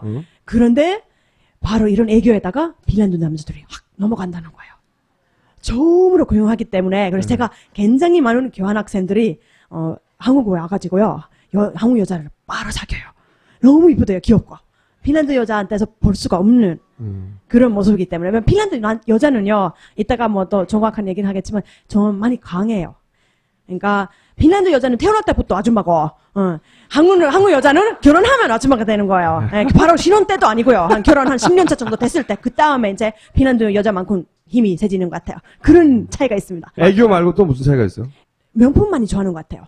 명품 같은 거, 가방 같은 거, 그런 거 많이 좋아하고, 또 이제 절대 다 모든 여자는 아니지만 남자한테 좀 기대려고 하는 그런 거 많이 보이거든요. 물론 그게 애교죠. 애교죠. 남자들이 그런 게 좋아하니까 그런 게 좀 보이고. 근데 그 다음에 결혼해서 애교 엄마가 되잖아요. 그때는 진짜 슈퍼우먼이 돼요. 핀란드보다 더 슈퍼우먼이 돼요. 진짜 이게 무슨 얘기냐면요. 제가 오늘 이 주제를 위해서 조금 공부를 해봤더니 한국 남자들 중에 하루에 이 가정 관리라고 얘기하더라고요. 그러니까 가사라고 보시면 될 것 같아요. 서여대가 쓰는 시간이 31분이래요. 31분. 여자는 2시간이 더 많아요. 똑같이 맞벌인데도. 그렇죠. 예. 물론 많이 바뀌고 있긴 한데요. 근데 통계적으로 보면 진짜 그렇다고 하더라고요. 핀란드하고 그걸 비교하면 어때요? 그러니까 제가 핀란드가 100% 변동하다는 얘기를 하려고 하는 건 아니고요. 핀란드가 6대4로 일을 해요. 그것도 통계를 찾아봤어요. 그러니까 가사 60%는 여자가 하고, 그리고 40%는 남자가 하는 거예요. 그럼 수입의 60%는 남자가 버나요? 그 정도 되는 것 같아요. 왜냐하면 그것도 이따가 얘기하겠지만 이 남녀 임금 격차가 굉장히 중요한 문제인데 그렇죠. 핀란드에도 1대1이 아니에요. 그러니까 남자가 100 벌면 여자가 80을 번대요. 그래서 그렇게 보면 6대1 그 정도 되는 근데 6대4. 거꾸로잖아요. 그죠? 그래서 이런저런 생각하면서 더 찾아봤어요. 성평등 이야기로 그러면? 그렇죠. 사실 제가 느낀 거는요. 되게 주위에서 있는 여성들 다 뭐 직장 다니고 뭐 결혼도 하고 뭐 다 하는데 그래서 진짜 실감하는 이렇게 뭐 남녀 평등은 사실 제가 볼 때는 괜찮은 편이라고 느껴졌거든요. 그러니까 예전에 비해서 주변에서 봤을 때 그리고 15년 전하고 지금하고 비교를 했을 때 굉장히 많은 변화가 있다고 느껴졌거든요. 그런데 이 자료를 찾아보니까 이 3가지 자료가 있더라고요. 첫 번째 거는요. 세계 경제 포럼 WEP에서 2013년에 발표한 이런 성격차 지수라고 있습니다. 격차 지수. 예, 총 131개국이 이렇게 참여를 했는데 그 중에 111위예요. 그렇게 되는데 근데 그래서 이거 과연 가능한 일인가 생각했거든요. 근데 이 자세히 보면은요. 거기는 여러 가지 분야를 이렇게 평가를 했더라고요. 교육 평등, 더 보건의 평등, 경제 참여도 그리고 이렇게 정치 권력 분산 이런 4가지가 있더라고요. 근데 이것도 이제 벌써 이렇게 다양해지기 시작했어요. 교육하고 보건에 있어서는 거의 1대1이에요. 거의 차이 안 나고요. 굉장히 잘하고 있는데 단 이제 경제 참여도에서는 0.5 정도 됐거든요. 그러니까 1이면 완전 평등하고요. 아니면 그다음에 0은 이제 아이에 이제 불편한 건데 한 반 정도 이렇게 되는 거죠. 근데 남자에 비해서 절반밖에 안 된다는 거죠. 그렇죠. 경제적인 부분에서. 그리고 정치 권력 분산은 105 이렇게 됐어요. 그래서 제가 아까 국회의원님께 따졌죠. 왜 한국의 정치계에서는 왜 여성 국회의원이 16%밖에 안 됩니까? 왜 여자가 없습니까? 이렇게 물어봤어요. 지금 그래도 많이 늘어나는 추세래요. 그러니까 네. 그 국회의원의 16%가 여성이라는 것은 그것도 벌써 많이 늘어난 거래요. 네. 그래서 많이 늘은 걸 안 거예요. 그렇죠, 그게. 그렇죠. 그 추세가 그렇고 또 이제 공청할 때도 무조건 뭐 마포율이면 거기 이제 뭐 무조건 여성도 이렇게 내줘야 쿼터를 되는 주라고 거고. 하죠. 예, 네. 예, 예. 그런 것도 이게 뭐 핀란드는 몇 프로나 돼요? 핀란드는 41.5%야. 사실. 예, 그래서 이제 200명인데 그 중에 한 80 몇 명 이렇게 거의 절반 여자. 가까이 되나요? 그렇죠, 되네요. 그렇죠. 그 성평등 얘기 나면 항상 네. 그 신기했던 것 중에 하나는 뭐냐면요. 북유럽과 있잖아요. 스칸디나비아 반도. 그리고 아이슬란드. 이 나라들이 성평등 지수 1위에 1, 2, 3, 4위를 다 하고 있다고. 몇 년째. 그게 예전부터 그랬던 건 아니고. 아니죠. 네. 스웨덴도 보면은 한 1940년, 50년대까지는 굉장히 가부장 사회였대요. 근데 이게 한 70년대로 넘어오면서 그렇죠. 3인당 사회민주, 그러니까 복지를 중요하게 생각하는 그리고 남녀 평등을 중요하게 생각하는 정권을 잡고 제도를 그렇게 만든 거예요. 제도를. 맞아요. 네. 정치가 굉장히 중요한 게 이쪽 나라들이 원래부터 그렇게 타고난 게 아니고 아니죠. 네. 사실은 그 그런 정치 권력을 잡고 그리고 제도를 그렇게 만들어 가지고 지금은 돌이킬 수 없게 된 거예요. 사람들이 그걸 너무나 당연하게 생각하니까. 맞아요, 맞아요. 그러면서 제가 남녀 평등 얘기한다니까 제가 예전에 보고 굉장히 인상적이었던 사진인데 뭐냐면 아이들 장난감 사진이에요. 근데 보통 생각해 보세요. 자동차는 남자애가 타고 있어요, 보통. 스파이더맨 가면 여자애가 하고 있는 거예요. 그리고 예를 들어서 인형놀이 남자애가 하는 거예요, 같이. 제도를 뚝 만든다고 저절로 되는 게 아닌 거야. 말하자면 굉장히 예민하고 섬세하게 이 사안을 다뤄야 되는 거야. 물론 생물학적인 특징이 있어요. 그건 전 세계가 똑같아. 어딜 가도. 네. 예를 들면 끊임없이 여자만 생각하는 거 남자들. 5초마다. 5초에서 차이가 있다면 10초? 네. 그건 전 세계가 똑같은데 그런 여자를 상대하는 방식은 나라마다 다 다른 거예요. 예를 들어서 이런 광고, 기업이 광고하는 거란 말이죠. 일개 기업도 고민하고 만드는 거죠, 광고를. 그 정부가 그걸 굉장히 디테일하게 관리하고 제도를 만들어 간 거죠. 그런 세월 끝에 그렇게 된 거야, 자기들도. 맞아요. 사실은 제가 한국의 많은 광고들을 보면서 만약에 이런 광고가 핀란드에서 나갔던 난리 날 거예요. 너무 그 여성 상품화, 성상품화 너무 비일비재하기 때문에 예를 들자면 지금 어떤 그 화장품 가게가 있는데요. 작년에도 그런 광고가 있어도 얼마 전에도 붙어 있는 거 봤거든요. 뭐라고 적혀 있냐면요. 넌 더 예뻐져야 하니까. 저는 이거 보고 충격 먹었어요. 이 핀란드 절대 이게 뭐 당연히 불법은 아니지만 이런 문구로 광고했다가는 그 가게가 망해요. 그러니까 그 다음에 이제 이쁜 여자를 그냥 광고에서 되게 많이 했더니 이렇게 쓰고 그런 거 되게 많이 보이거든요. 근데 맞아요, 진짜 그 말이 그러니까 맞아요. 처음부터 그런 게 아니에요. 이게 자연스럽다고 생각하지만 자연스럽지가 않은 게 이런 광고가 거꾸로 남자한테 너의 물건은 더 커져야 하니까. 이런 광고를 하면 이상하게 받아들일 거 아니에요. 그쵸? 그런 거하고 같은 맥락으로 부자연스러운 거에 핀란드에서는 이미 그게 우리는 그게 자연스러운 거고 그만큼 격차가 벌어져 있어 우리나라가 110등을 하는 거예요. 그게 자연스럽지 않다는 거지. 그 말 하고 싶은 거죠. 맞아요. 예, 네. 그런 거죠. 그 다음에 또 제도적으로도 사실 많은 거를 할 수가 있는데요. 그래서 아까 또 그 정전 의원이 아까 그 할당제 얘기를 했는데요. 사실 핀란드에서 굉장히 큰 역할을 했던 거 바로 이 그 양성 할당제라고 하죠. 그 여성을 보는 양성 할당제라고 있는데 이게 뭐냐면은요. 어떤 뭐 위원회가 있잖아요. 뭐 시의회, 뭐 교육위원회라든가 아니면 뭐 여러 가지 이렇게 뭐 사회에 참여를 하는 이런 포럼들 있잖아요. 무조건 그러니까 남자든 여자든 40%를 채워야 되는 거예요. 무조건 그러니까 6대4로 여자가 됐든 남자가 됐든 이렇게 해야 되는 거예요. 이거는 실제로 이 핀란드 특히 이렇게 정치 참여라든가 이런 거에다 굉장히 큰 역할을 했다고 그렇게 평가를 하더라고요. 그 정치가 굉장히 중요한데 그래서 저는 사실은 여성들이 새누리당을 지지하는 걸 잘 이해를 못하겠어요. 기본적으로 왜 새누리당이 항상 성추행 사건이 무슨 그런 선거 관련된 추문들이 새누리당 쪽에 주로 나온 줄 아세요? 이 우파라는 게 기본적으로 세상이 정글이야, 우파한테는. 좌파한테는 정글이라는 시스템이 문제라고 생각한다면 우파는 이게 정글이기 때문에 내가 그 안에서 약육강식으로 살아남는 건 당연한 거예요. 그러니까 힘센 내가 더 약한 여성들을 취하는 거는 자연스러운 거라. 그냥 사고방식 중에는 제도가 그걸 가로막아서 몰래 하는 거지. 그러니까 새누리당으로는 이게 안 되는 거예요. 그러면 기본적으로 여성들은 새누리당과 멀어야 되거든요. 그렇지 않아. 되는 사람도 있지 않을까요? 좀 있겠죠. 저는 좀 믿고 싶어요. 네. 기회를 줘야지, 기회를. 하여튼 정치 역할이 굉장히 중요하다. 네. 그리고 제도 몇 개 만나고 되는 게 아니고 이거 보세요. 얼마나 섬세한가. 그리고 아까 그 광고가 부자연스럽다고 했잖아요. 네. 그게 부자연스럽게 느껴져야 되는 거거든요. 어느 순간에. 한국 사람들 못 느껴요, 아무것도. 근데 그렇게 얘기하면 꼴팸이라고 그래요. 우리나라에서는. 꼴통 페미니스트라는 얘기거든요. 그래요? 별 것도 아닌 거 가지고 시비를 건다고. 왜냐면 너무나 거기 자연스럽게 자라왔기 때문에. 근데 많이 바뀌고는 있어요. 우리나라가 1980년대까지 여자 변호사가 몇 명 있는 줄 알았어요? 전국에? 우리나라에? 뭐, 정 변호사 수가 뭐 어떻게 됩니까? 그건 나도 몰라요. 모르겠고. 그러면 의미 없잖아요. 한 명 있었어, 한 명. 한 명. 우리나라에서. 그러면 80년대 끝나는 90년, 1990년에 우리나라, 전국에 우리나라 여자 변호사 몇 명인 줄 아세요? 전국에 10명 있었어요. 그러니 여성의 법익을 변호하는데도 여성의 힘이 약할 수밖에 없어요. 그래서 야하게 입어서 네가 성폭행 당한 거지 라고 하는 판결이 나온 거예요.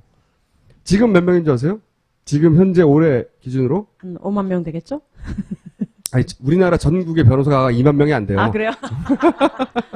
그거 몇 명일까? 제가 알기로는 5천 명이 조금 안 돼요. 4천 몇백 명 됐어요. 그래도 많이 좋아졌네. 그러면 10명하고 4,000명 큰 차이가 있잖아요. 네. 그게 변화가긴 하는데 숫자만의 문제가 아니라 이런 인식의 문제는 굉장히 예민하고 섬세한 정치 권력이 필요한 거예요, 사실은. 선거 잘해야 돼요, 여자들은. 기본적으로. 그래서 제가 정말 오늘 말씀드리고 싶은 것은요. 저는 불만이 있어요. 어떤 불만이 있습니까? 저는 왜 섹시 따릅니까? 그것도 여성 손산부가라고 생각해요. 이거는 바로 잡아야죠. 이거 왜냐면 사실 제가 처음에 이렇게 나왔을 때 그걸 전혀 몰랐다가 다음 주에 보니까 섹시 따로가 돼 있는데 이게 뭐지? 이렇게 생각하다가 이거 좀 아닌 것 같은데 그 생각했어요. 근데 그날 그거 한 2, 3주 됐어요. 2, 3주 됐는데 그때 버스 타고 이제 집에 가는 길인데 마침 저하고 여기 이제 오신 분들 중에 한 분이 같이 다 하시더라고요. 그래서 저한테 말을 걸어가지고 얘기를 했는데 뭐 재밌다고 뭐 이런저런 얘기하다가 근데 저한테 얘기한 거 근데 자기도 약간 정수님께서 가끔 좀 여자를 조금 아름다운 여성을 너무 좀 좋아하는 티가 난다고. 아름다운 여자를 좋아하는 티가 난다고요? 네, 그렇죠. 근데 사실 모든 남자가 그렇잖아요. 네, 그건 인정해요. 인정하는데. 네. 그런데 그 케이스가 본인이라는 겁니까? 네. 아니에요. 그거는 절대 아닌 것 같고요. 아무튼 그런 얘기를 하게 됐어요. 네, 그냥 하게 됐는데. 그래서 이 섹시따로 됐을 때 얘기가 나왔어요. 저도 그러니까 맨 처음에 이거 봤을 때는 이걸 조금 무슨 의도인지 잘 모르겠더라고요. 그러니까 차라리 무슨 뭐 따줌마라든가 뭐 이런 식으로 따줌마? 모르겠어요. 그래서 그냥 그런 생각을 좀 했었어요. 그거는 제가 섹시하다고 표현하는 건 최상위에 창치하는 겁니다. 남자건 여자건 지적으로 섹시하다고. 싫은 말어? 하여튼 알아서 하세요. 여기 뭐 대빵이니까 뭐 어쩌죠. 근데 이거 이제 정치 얘기였지만 사실 제일 중요한 얘기 남았어요. 네? 이게 뭐냐면 사실 정치는 뭐 제대로 국회의원들 마음만 먹으면 제가 볼 땐 저는 어느 정도 바른 시일 내에 어느 정도 바꿀 수가 있다고 보거든요. 핀란드에서 그렇게 해왔듯이. 근데 조금 더 바꾸기 힘든 게 뭐냐면 이 경제 사회 참여거든요. 그러니까 취직을 얘기하는 거죠. 직장. 그 관리직 비율이라든가 아니면 이렇게 유사업종 남녀 임금 격차가 완전 정말 좀 안 좋거든요. 그 평균 내에서 남자의 절반밖에 안 된다는 거죠. 그렇죠. 네. 그리고 특히 사실 20대 때는 한국 여성들의 고용률이라는 게 굉장히 높더라고요. 높은데 30대부터 막 하락하기 시작했어요. 예를 들어서 육아휴직 있잖아요. 애를 낳아서 휴직 기간을 주는 거. 핀란드는 한 1년 주죠. 거기는 이제 9개월에다가 이제 3년 동안 그런 양육수당을 주면서 직장에서 안 잘리는 그런 거 있어요. 근데 그거는 이제 여자 한해서만 주는 게 아니고 남자가. 근데 우리는 자르거나 아주 짧게 육아휴직을 주고 다시 바로 나오라고 하거나. 그렇죠. 잘 돼 있는 데도 있죠. 뭐 공무원이나 은행권, 직접 또 아는. 여기는 제도의 힘도 필요하고요, 실제로. 근데 그거 제도뿐만 아니라 더 복잡하죠, 문제가. 왜냐면 교육 문제가 얽매여 있기 때문에. 그러니까 보육 문제도 있고 또 아이를 믿을 수 있는 데 맡겨야 되고 그런 비용이 물론 지금 무상이지만 이 제도의 문제라는 게 나라 그렇게 하라면 할 수밖에 없는 거예요. 아예 만들어 버리면 회사가 그렇게 사실은 핀란드도 네. 회사들이 알아서 해 이게 아니고 그렇게 강제한 거거든요. 네네. 법을 그렇게 만들어버린 거거든. 안 그러면 불법이 되는 거야. 회사에서 예를 들어 1년 동안 휴직 하고 있다는데 안 시켜주면 불법이 되는 거야. 그렇게 만들어야 되는 거지. 알아서 하십시오. 그렇죠. 국정원더러 알아서 조사하세요. 니네 비리를. 이게 안 된단 말이죠. 그래서 선거가 중요한 건데 이게 내 삶에 영향을 미치는 건데 이게 연결됐다고 생각 잘 안 해요. 그리고 사실 핀란드 같은 경우에도 아직 할 일이 많이 남았어요.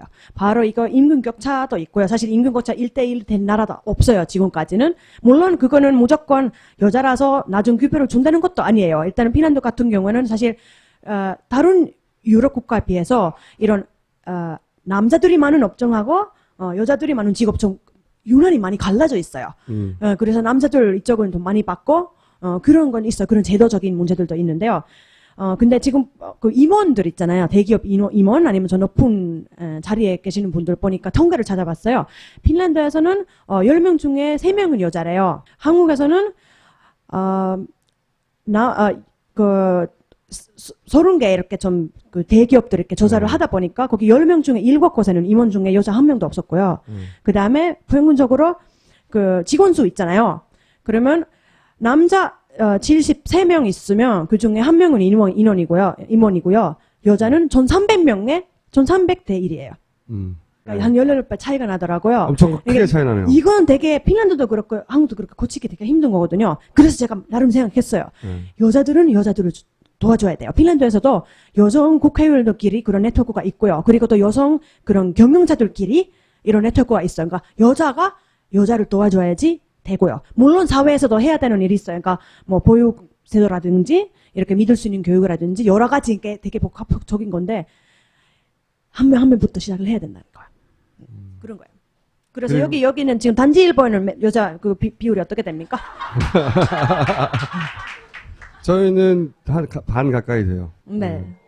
그리고 급여 차이도 없고요. 없어요? 여자들 힘도 세고요. 오, 그래요? 오, 멋있는데요? 맨 처음에 얘기했던 그 지수는 뭐 111위 이렇게 뭐 그런 건데요. 근데 그거 사실 댓글 걸 수가 있는 거거든요. 왜냐면 또 다른 데에서 UNDP라고 있죠. UN 그 뭐더라? 개발 계획이라고 있어요. 거기서 성평등 지수를 또 발표를 하는데 거기는 한국이 27위예요. 거기는 이제 왜 그렇게 달라졌냐면요. 이 앞에 그 WEP에서 했던 것에는요. 이런 여성 권한이라든가 이런 게 뭐 노동 참여라든가 이런 게 고려를 안 했대요. 근데 사실 한국에서도 여자가 하기만 하려면 못하는 일이 없잖아요. 그러니까 제도적으로 뭐 어떤 사우디아라비아에서 여자가 차 몰면 안 된다 이런 게 없잖아요. 이런 건 다졌을 때 사실은 하려고 하면 할 수가 있는, 그러니까 그래도 그런 여건이 돼요. 그래서 너무 차이가 크잖아요. 27위, 111위 뭐가 맞습니까? 그래서 국내에서 더 뭐 하나 만들었대요. 지수를 일부러 OECD 국가를 비교해서 한국에서 발표하는 그런 양성평등 지수라고 있어요. 이거 마지막 지수인데 OECD 34개국 중에는 31위래요. 그래도 문제가 있다는 거죠. 그래서 이거 보고 아이고 어떻게 해야지 어떡하지. 그래서 이거 사실 아까랑 비슷한 얘기예요. 여자들은 기대 수명도 길고 뭐 교육 기회도 많고 기회는 많은데 소득적인 면이나 교육률 같은 경우는 자기가만이 격차가 벌어진다는 거죠. 단발적으로는 해결이 안 돼요. 이건 법으로 만들어야 된다니까. 강제하고 벌금 매기고 실제로 그렇게 그런 세월이 길게 지나가야 돼요. 네, 그렇죠. 네. 그러니까 한 번, 두 번이 아니라 10년, 20년 쭉 지나가야 돼요. 그리고 그러면서 그런 교육받고 성장한 사람들이 이런 광고 만들고 이런 광고를 보고 아이들이 또 그렇게 성장하고 그렇게 돼야 되거든요. 자, 그럼 다음 시간에는 어떻게 하면 선거를 잘할 수 있는가 얘기를. 조금 생각해 보겠습니다. 네. 그래도 아까 처음에는 대한민국 남자 뭐 이런 허세 얘기를 했지만요. 그래도 그건 얘기 안 해요. 대한민국 남자의 장점이라고도 있거든요. 제가 생각하는 장점. 장점이 뭡니까? 거기까지만 하죠. 그런 거 있어요. 핀란드 남자에 비해서 그래도 이 가족에 대한 책임감이 더 강한 것 같아요. 이혼율이 많이 높아지고 있지만요. 그래도 제가 그러니까 느낀 그래도 서양 남자는 핀란드 남자 조금 더 그러니까 거기 남자랑 여자가 너무 강하니까 가방도 안 들어주고요. 들어주는 거 싫어해요. 그래서 우리 엄마가 한국에 와가지고요. 한국 남자가 가방을 들어줄까? 그럼 감동받았잖아요. 완전. 우리 아빠가 이거 한 번이라도 해줬으면. 지금 결혼한 지 30년 넘었는데 한 번도 가방에 안 들어줬어요. 우리 아빠가. 무겁다고 하더라도. 그렇죠. 예, 그러니까 뭐 물론 핀란드 여자는 이것도 들어줘 이렇게 얘기해도 못해요. 그래도 그런 사소한 걸 감당한다니까요. 그런 거 있어요. 그거는 곡 제가 볼 때는 모든 거 이런 거 다 이렇게 이거 불평등이야 이렇게 볼 필요는 없을 것 같아요. 네. 여자한테 유리한 것만 네, 그러는 거 그렇죠. 아니에요? 유리한 거. 그렇죠. 여자들의 장점은 뭡니까? 한국 여자들의 장점은 그러면? 바로 그거예요. 슈퍼우먼이라는 거. 네, 모든 거 못할 게 없다는 거. 적어도 제 주위에는 그런 사람들이 많아요. 슈퍼우먼이 돼야 살아남는 거죠, 우리나라에서는. 그렇죠. 사실은 네, 어떻게 보면 좀 슬픈 현실이기도 하죠. 자, 오늘 여기까지 네. 하겠습니다. 따로였습니다. 맞습니다. 수입과자 종합 선물 세트가 있네? 이렇게 들어있답니다, 이렇게. 가득. 네? 가득 들어있는데, 왜 수입과자를 팔게 되었느냐? 우리나라 종합 선물 세트는, 그 과자에 질소를 가득 채워서,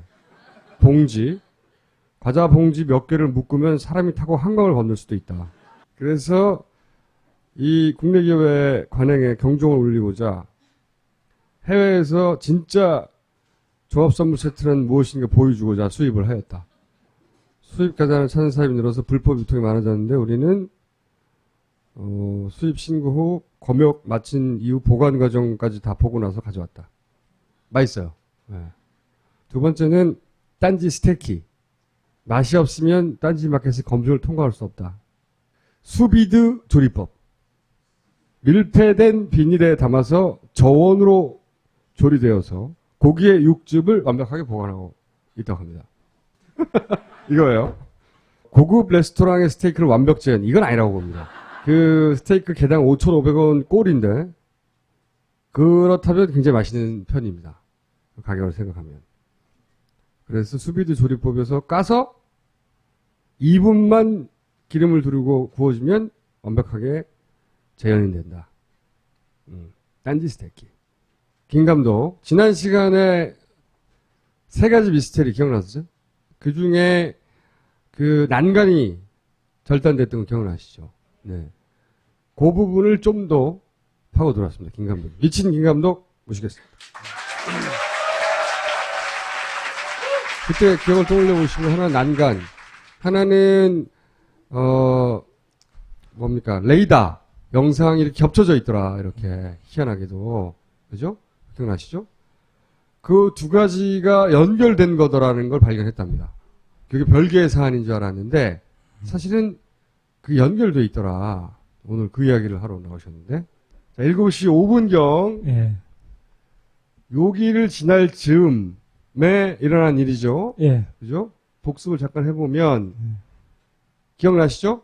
CCTV를 보고 아이들이 깜짝 놀라서 난간으로 달려갑니다. 그렇죠? 그리고 밖으로 뛰어나오는 승객도 있어요. 그러면서 이쪽을 바라보죠. 앞쪽을. 그리고 실내에서 다 배 앞쪽에 있는 사람들이에요. 갑자기 벌떡 일어나는 사람. 5시 반. 그래서 추정하기로는 배 앞쪽 선수 왼쪽 편에 무슨 일이 있다. 그러면서 발견했던 것이 이 난간 찌그러진 걸 발견했다. 확대해 봤더니 철제 레일이 밖에서 안쪽으로 뭔가 충격이 가해진. 그것도 위쪽에서 뭔가 친 게 아니겠는가. 감독님 분석으로는. 아직 위쪽인지 확정할 수는 없으나 최소한 바깥쪽인 건 확실해요. 그죠? 그리고 일반 승객실과 대대 가까운 위치다. 여기가. 바로 그렇죠? 옆이죠. 자는 데서 사실 7m라고 좀 여유폭을 줬는데 한 5m 거리 정도밖에 안 돼요. 여기서 자고 있었던 거예요, 여기서? 예, 아니요, 창문, 첫 번째 창문이 있는. 여기요? 예. 네, 여기서, 요 자리에서 자고 있던 사람이 듣고, 깬 것이고, 요 위치에 있던 아이들이 뛰어와서 이쪽으로 바라본 것이죠. 그렇죠. 네. 그러니까 그러면서 감독님 분석은 이쪽 방향으로 뭔가 와서 부딪힌 게 아니겠는가. 여기까지 분석이에요. 확정이 아니고. 네. 그러면서 김 감독이 찾았던 것은 뭔가 물체가 여기를 쳤다고 칩시다. 그러면 고기만 원포인트로 꼭 찍고 사라졌겠는가, 얘가. 혹시 딴 데에 상처를 남기지 않았을까?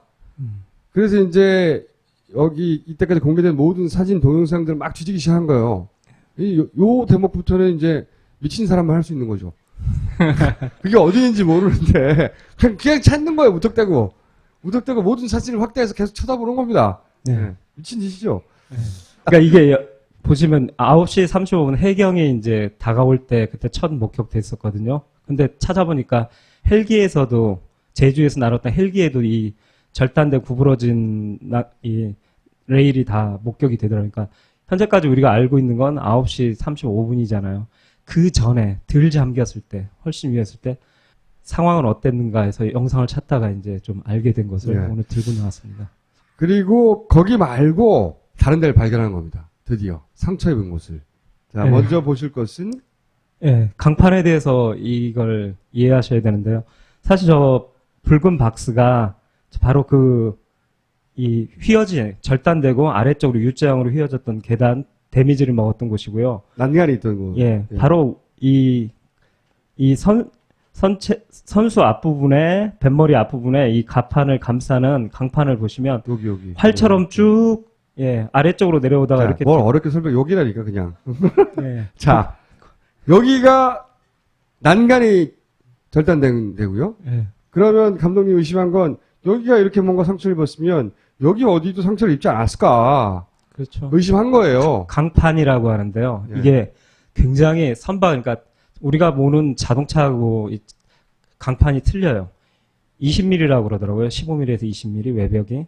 그러면 이게 거의 드릴로도 제 기사를 확인했는데 잘 안 뚫리고 20mm다 보니까 이 선박 강판은 굉장히 강하다고 그러더라고요. 자, 여기 그리고 이쪽 면에서 볼 땐 여기하고 여기고 예.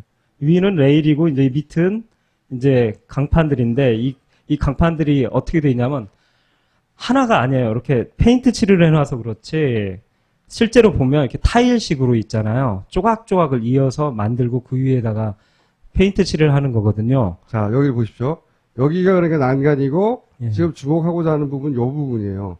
요 부분에 이건 반대편에서 본 거죠? 네. 요 부분에 무슨 상처가 없을까 찾아보기 시작한 거예요. 근데 이게 실제 세월호입니다. 그 강판이 어떻게 만들어졌나 이제 감독님 찾아보니까 이렇게 조각조각 타일로 만들어져 있더라 이거지. 이렇게. 이 얘기는 뭐냐면 용접 부위가 가장 약하다라는 얘기죠. 끊어지면 여기가 끊어지겠죠. 예, 그런 데가 이제 끊어지는 거죠. 자, 예. 그다음. 그래서 제가 이제 아까 말씀드렸지만 9시 35분만 확인했단 말이에요. 절단되고 U자형으로 휘어진 레일을.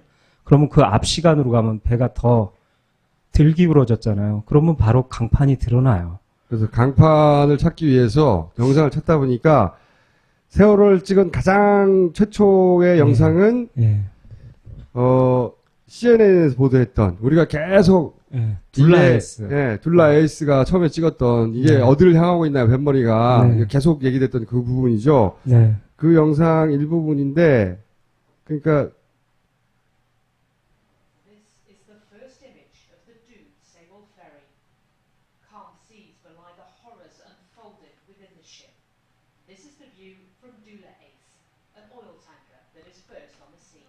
이 CNN에서 찍었고 사실은 아무도 주목해서 보지 않았던 요 부분을 이제 감독님이 집중해서 보게 된 거예요. 네.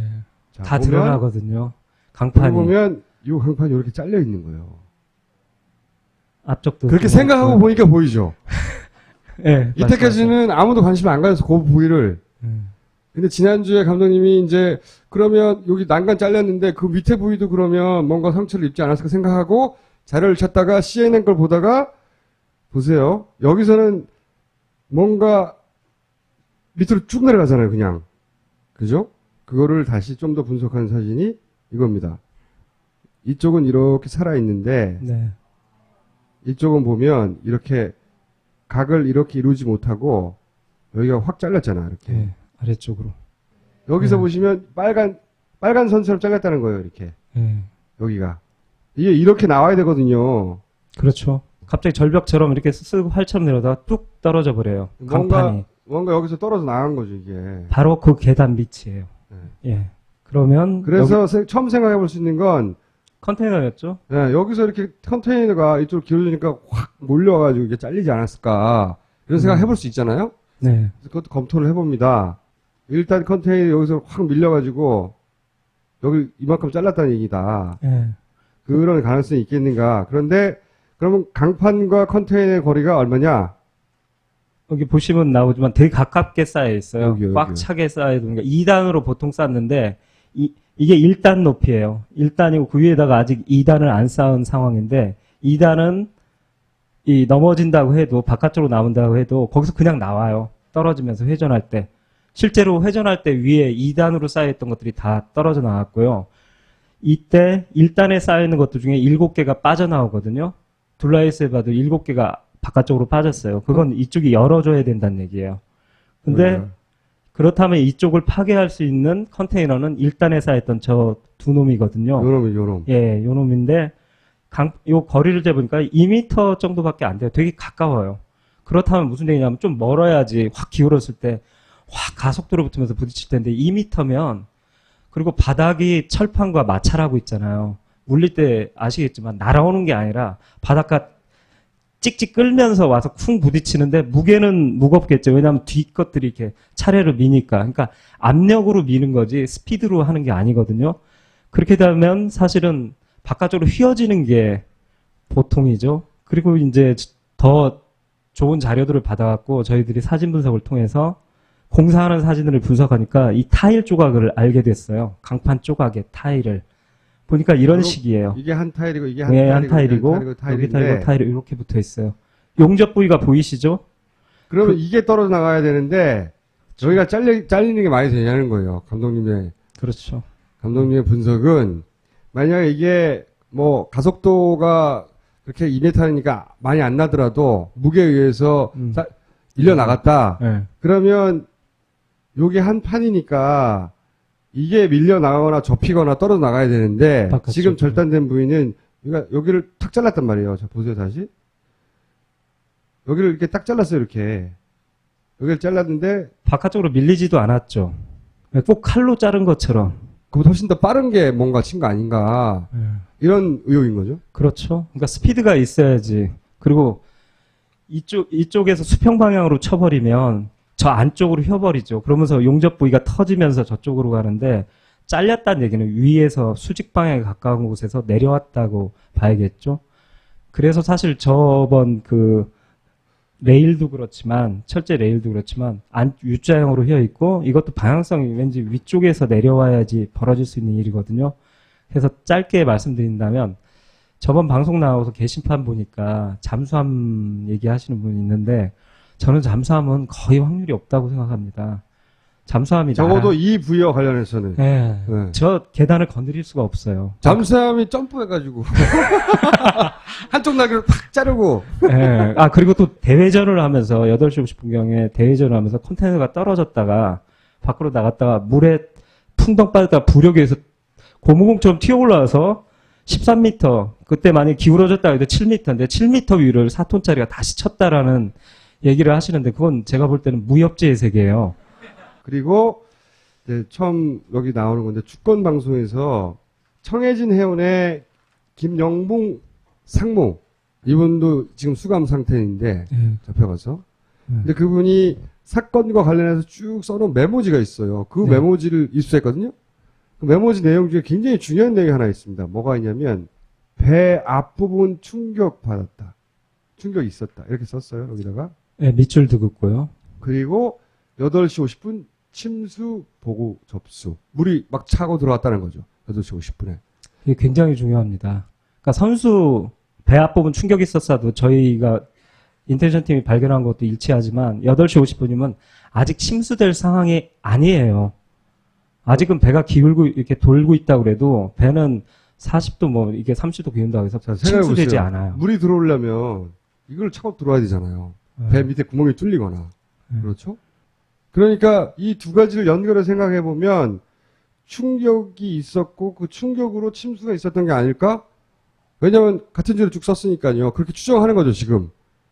충격과 침수를 연결해 생각해 볼 수 있는 단서가 처음으로 나온 거예요. 지금 생각해 보시면 작년 그 사고 직후에 파파이스에서 무슨 얘기를 다뤘었냐면 채널 A가 사고 당일날 4월 16일이죠. 작년 4월 16일 날 해수부로 갑니다. 카메라를 들고. 그리고 해수부에서 우왕좌왕하는 걸 막 찍어요, 그냥. 근데 그때 무슨 내용이 지나가냐면 해수부 그 공무원들끼리 이런 얘기를 합니다. 뭐 이 정도 큰 배는 빨리 침수가 되지가 않는다고. 네, 맞아요. 시간이 있다. 네. 이 배의 크기나 여객선의 구조로 볼 때 격실도 많고 그래서 배가 빨리 침수되지 않는다. 그러니까 인명사고가 그 큰 인명사고를 생각하지 않은 거죠. 그런데 실제 세월호는 이 배, 여객선이고 이 배의 구조를 봤을 때 전문가 예상을 모두 깨고 너무나 빠른 속도로 가라앉았거든요. 이 충격이 지금 우리가 본 난관과 앞부분에 절단된 그 충격하고 상관관계가 있지 않을까? 조사를 해가면서 느끼는 건데요. 앞부분 그리고 자꾸 좌연과 관련 있는 어떤 단서들이 나와요. 좌측에 문제 있다라는 단서들이 계속 쌓이고 있어요. 앞부분 왼쪽에 뭐가 있었다. 네. 자, 그 감독님이 그 다음에 하신 일은 뭐냐? 이 부분과 침수가 뭔가 관련된 거 아닐까? 물이 빨리 들어오게 되는? 그러면 사실은 여기서 끝나는 게 아니라 이 밑에도 뭐가 있지 않을까? 네. 추정하는 거죠.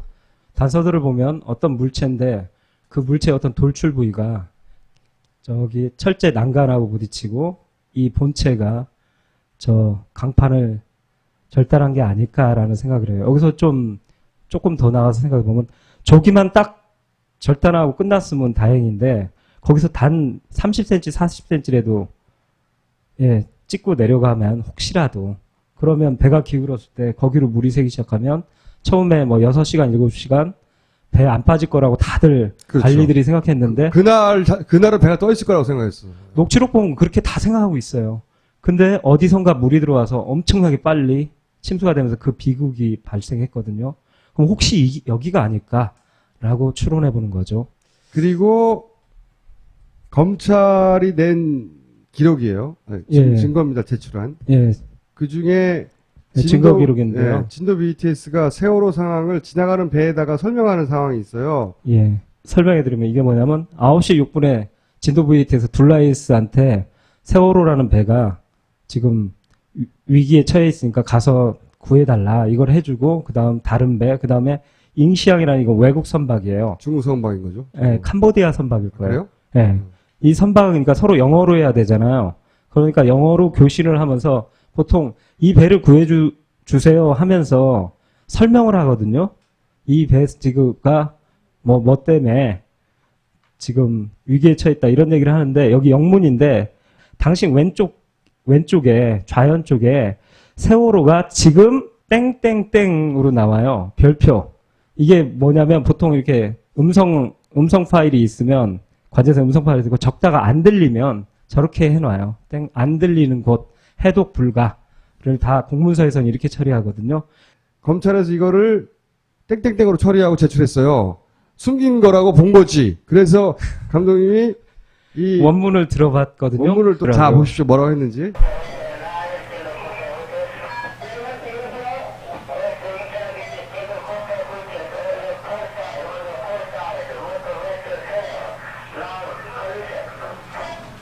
콜리전.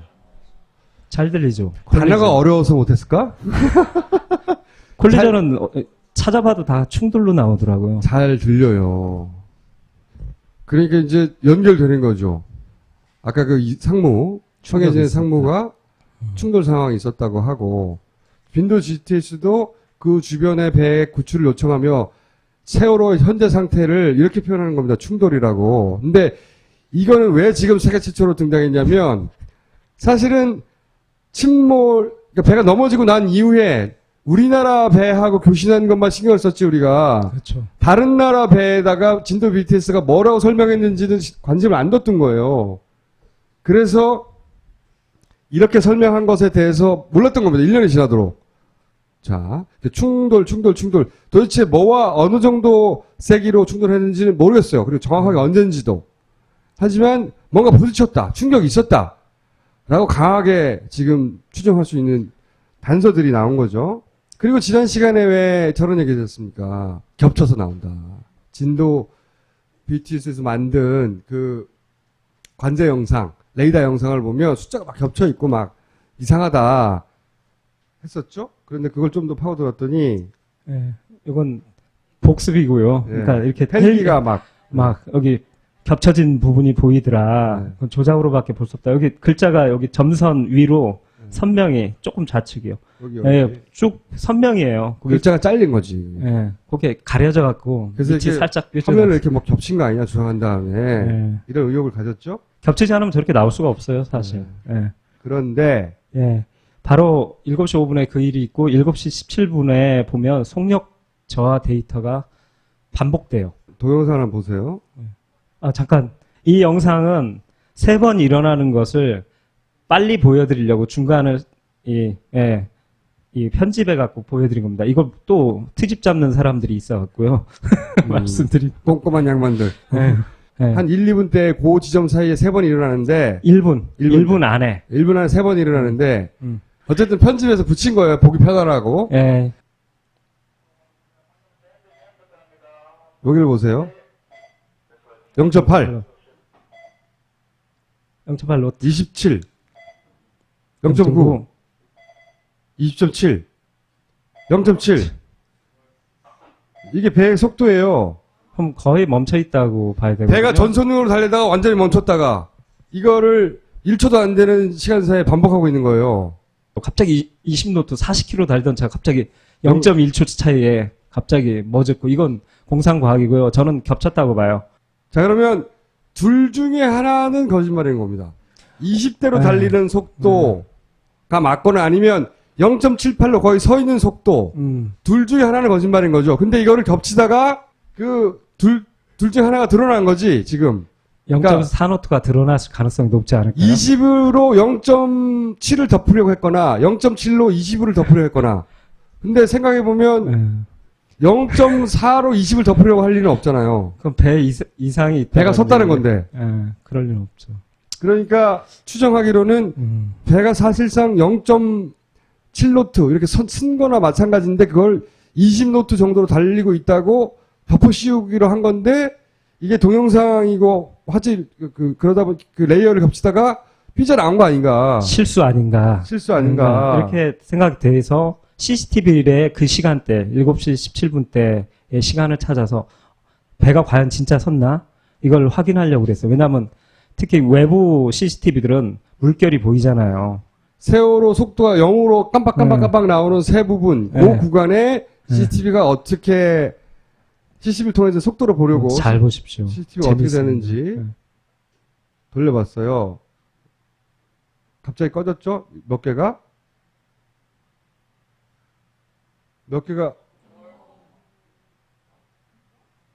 갑자기 다 꺼져요. 그리고 아무짝에도 데이터를 얻을 수 없는 배 중심부 로비만 여기만 1분간 이렇게 지속됩니다. 계속 이 화면이 끝이야. 계속 이렇게 나오는 거니까. 저는 파도를 보고 싶었거든요. 근데 안 보여요. 계속. 하필이면 그 속도가 0으로 깜빡깜빡하는 그 구간에 CCTV가 이렇게 확 꺼져서 속도를 측정할 수가 없어. CCTV 통해서는. 그렇죠. 신기하게 세월호는 우연이 너무나 많잖아요. 그렇죠. 응? 끊임없이 우연이 반복되는데 여기도 역시 또다시 뭔가를 알아보려고 하는 그 지점에 CCTV가 다 꺼져 있다. 그리고 사실 이것도 늘까 하다가 지겨워하실 것을 안는데 AIS도 장난 아닙니다. 누락 구간 파파파박 나와요. 이러다가 누락 구간 너무 많이 발표할 것 같았고요. 그래서 그냥 안 꼈어요. 요 구간. 네. AIS가 그러니까 세월호의 특징이 이거잖아. 요게 문제가 됐을 때 그걸 확인하기 위해서 다른 데이터를 보면 그 데이터도 없어. 그 문제가 됐던. 우리가 확인할 부분은. 꼭 연관돼 있어요. 여기도 역시 그 시간대가 이상하다고 해서 찾아보니 없어요. 그래서 예를 들어드리려고 다음 장을 갖고 왔는데 이렇게 여기가 이제 잘은 안 보이시지만 왼쪽에 이렇게 배에서 올라가는 계단 쪽에 여기가 바다가 보여요. 파도 진짜 잘 보여요. 근데 얘는 4월 15일 밤 11시부터 계속 꺼져 있어요.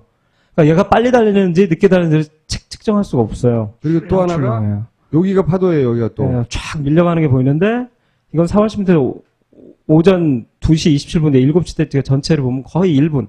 1, 2초로 이렇게 나눠서 분산시켜 놨어요. 쫙 깔아. 마치 데이터가 많은 것처럼. 근데 그거 다 합쳐봐야 1분밖에 안 된다고. 1분도 사실 안 되는데 좀 보수적으로 간 거예요. 한 30초나 될까?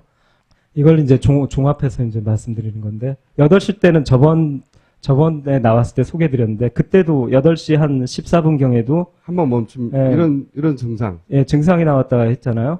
그걸 이제 사고 초반에 초기 어민들의 증언을 우리가 이제 다시 주목할 필요가 있다 생각해 갖고 나왔어요. 그때 보면 사고 초반에 어민들이 그때 미역 이런 걸 따라 나오시다가 맨날 일상처럼 하시다가 7시에서 7시 30분 하얀 배가 서 있었다 이런 증언도 있으셨고. 기억나세요? 이거는 세월호 사건 초기에 첫날 연합인지 YTN 보도 중에 아침 시간에 7시경 하얀 배가 그 자리에 서 있었다고 하는 어민의 증언이 있었다라고 잠깐 나왔어요. 인터넷 찾아보시면 그 기사가 아직도 있습니다. 그 후속 기사가 없어서 그렇지. 신기하게도 8시 20분경에도 바로 이 0.8, 0.7노트가 나오는 이 시간대에도 비슷한 어민의 증언이 있어요. 아까 보신 거는 7시 15분, 17분. 17분대에서 깜빡깜빡 0점대 속도가 나온 거고요. 8시 14분 때도 그런 똑같은 증상이 반복돼요. 19 나왔다가 0.8, 0.7 나왔다가 19 나왔다가 이렇게 깜빡깜빡 하는 구간이 또 한 번 더 있다고요. 그런데 초기에 어민들 이야기 중에 하얀 배가 서 있었어. 근데 이제 나중에는 후속으로 짧게 나온 기사들이 뭐냐면 잘못 봤다. 그렇죠. 그렇게 그런 하면서 다 식이거든요. 묻혔죠. 너무 멀리 있어서. 네. 근데 저는 그때부터 그게 말이 안 되는 생각하는 게 평생 그 서울에 살던 분들이 배가 그게 가는 건지 서 있는 건지 구분을 못 한다는 게 말이 안 된다고 봐요. 이렇게 큰 배가. 근데 이제 지금 와서 1년 지나고 나서 이런 증거들하고 연결해서 그런 의혹을 가지는 거죠. 연결해 보면 7시 5분 때 예. 뭔가 부딪혔고 예. 그리고부터 배가 한 10여 분 후에 예. 배가 속도를 확 줄여서 거의 멈춰진 게 아니었을까. 그러니까 뭔가 이게 수리를 하면서 조치를 취했을 수가 있다고 생각해요. 그러다 다시 혹은 상황 파악을 하느라고. 예, 응급 조치하고 다시 전속력으로 빨리 그걸 따라잡아야 되니까 달리다가 또 배에 무리가 오면 다시 낮아지고 이게 몇 번이 반복된 게 아닌가 사고 전까지라고 좀 추정을 하고 있습니다. 배가 그 이후로 의도적으로 지그재그해서 크게 돌려서 넘어졌는데 넘어진 직후에는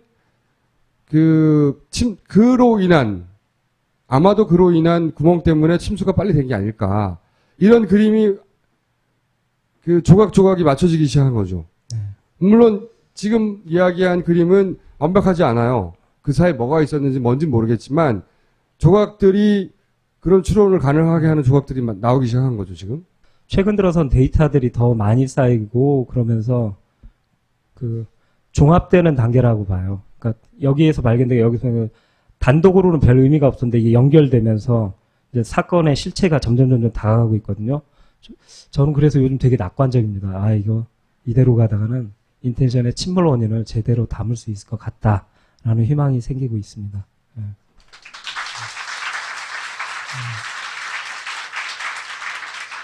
아니 실제로 농담처럼 하는 이야기인데 며칠 전에는 타이어가 펑크 났대요.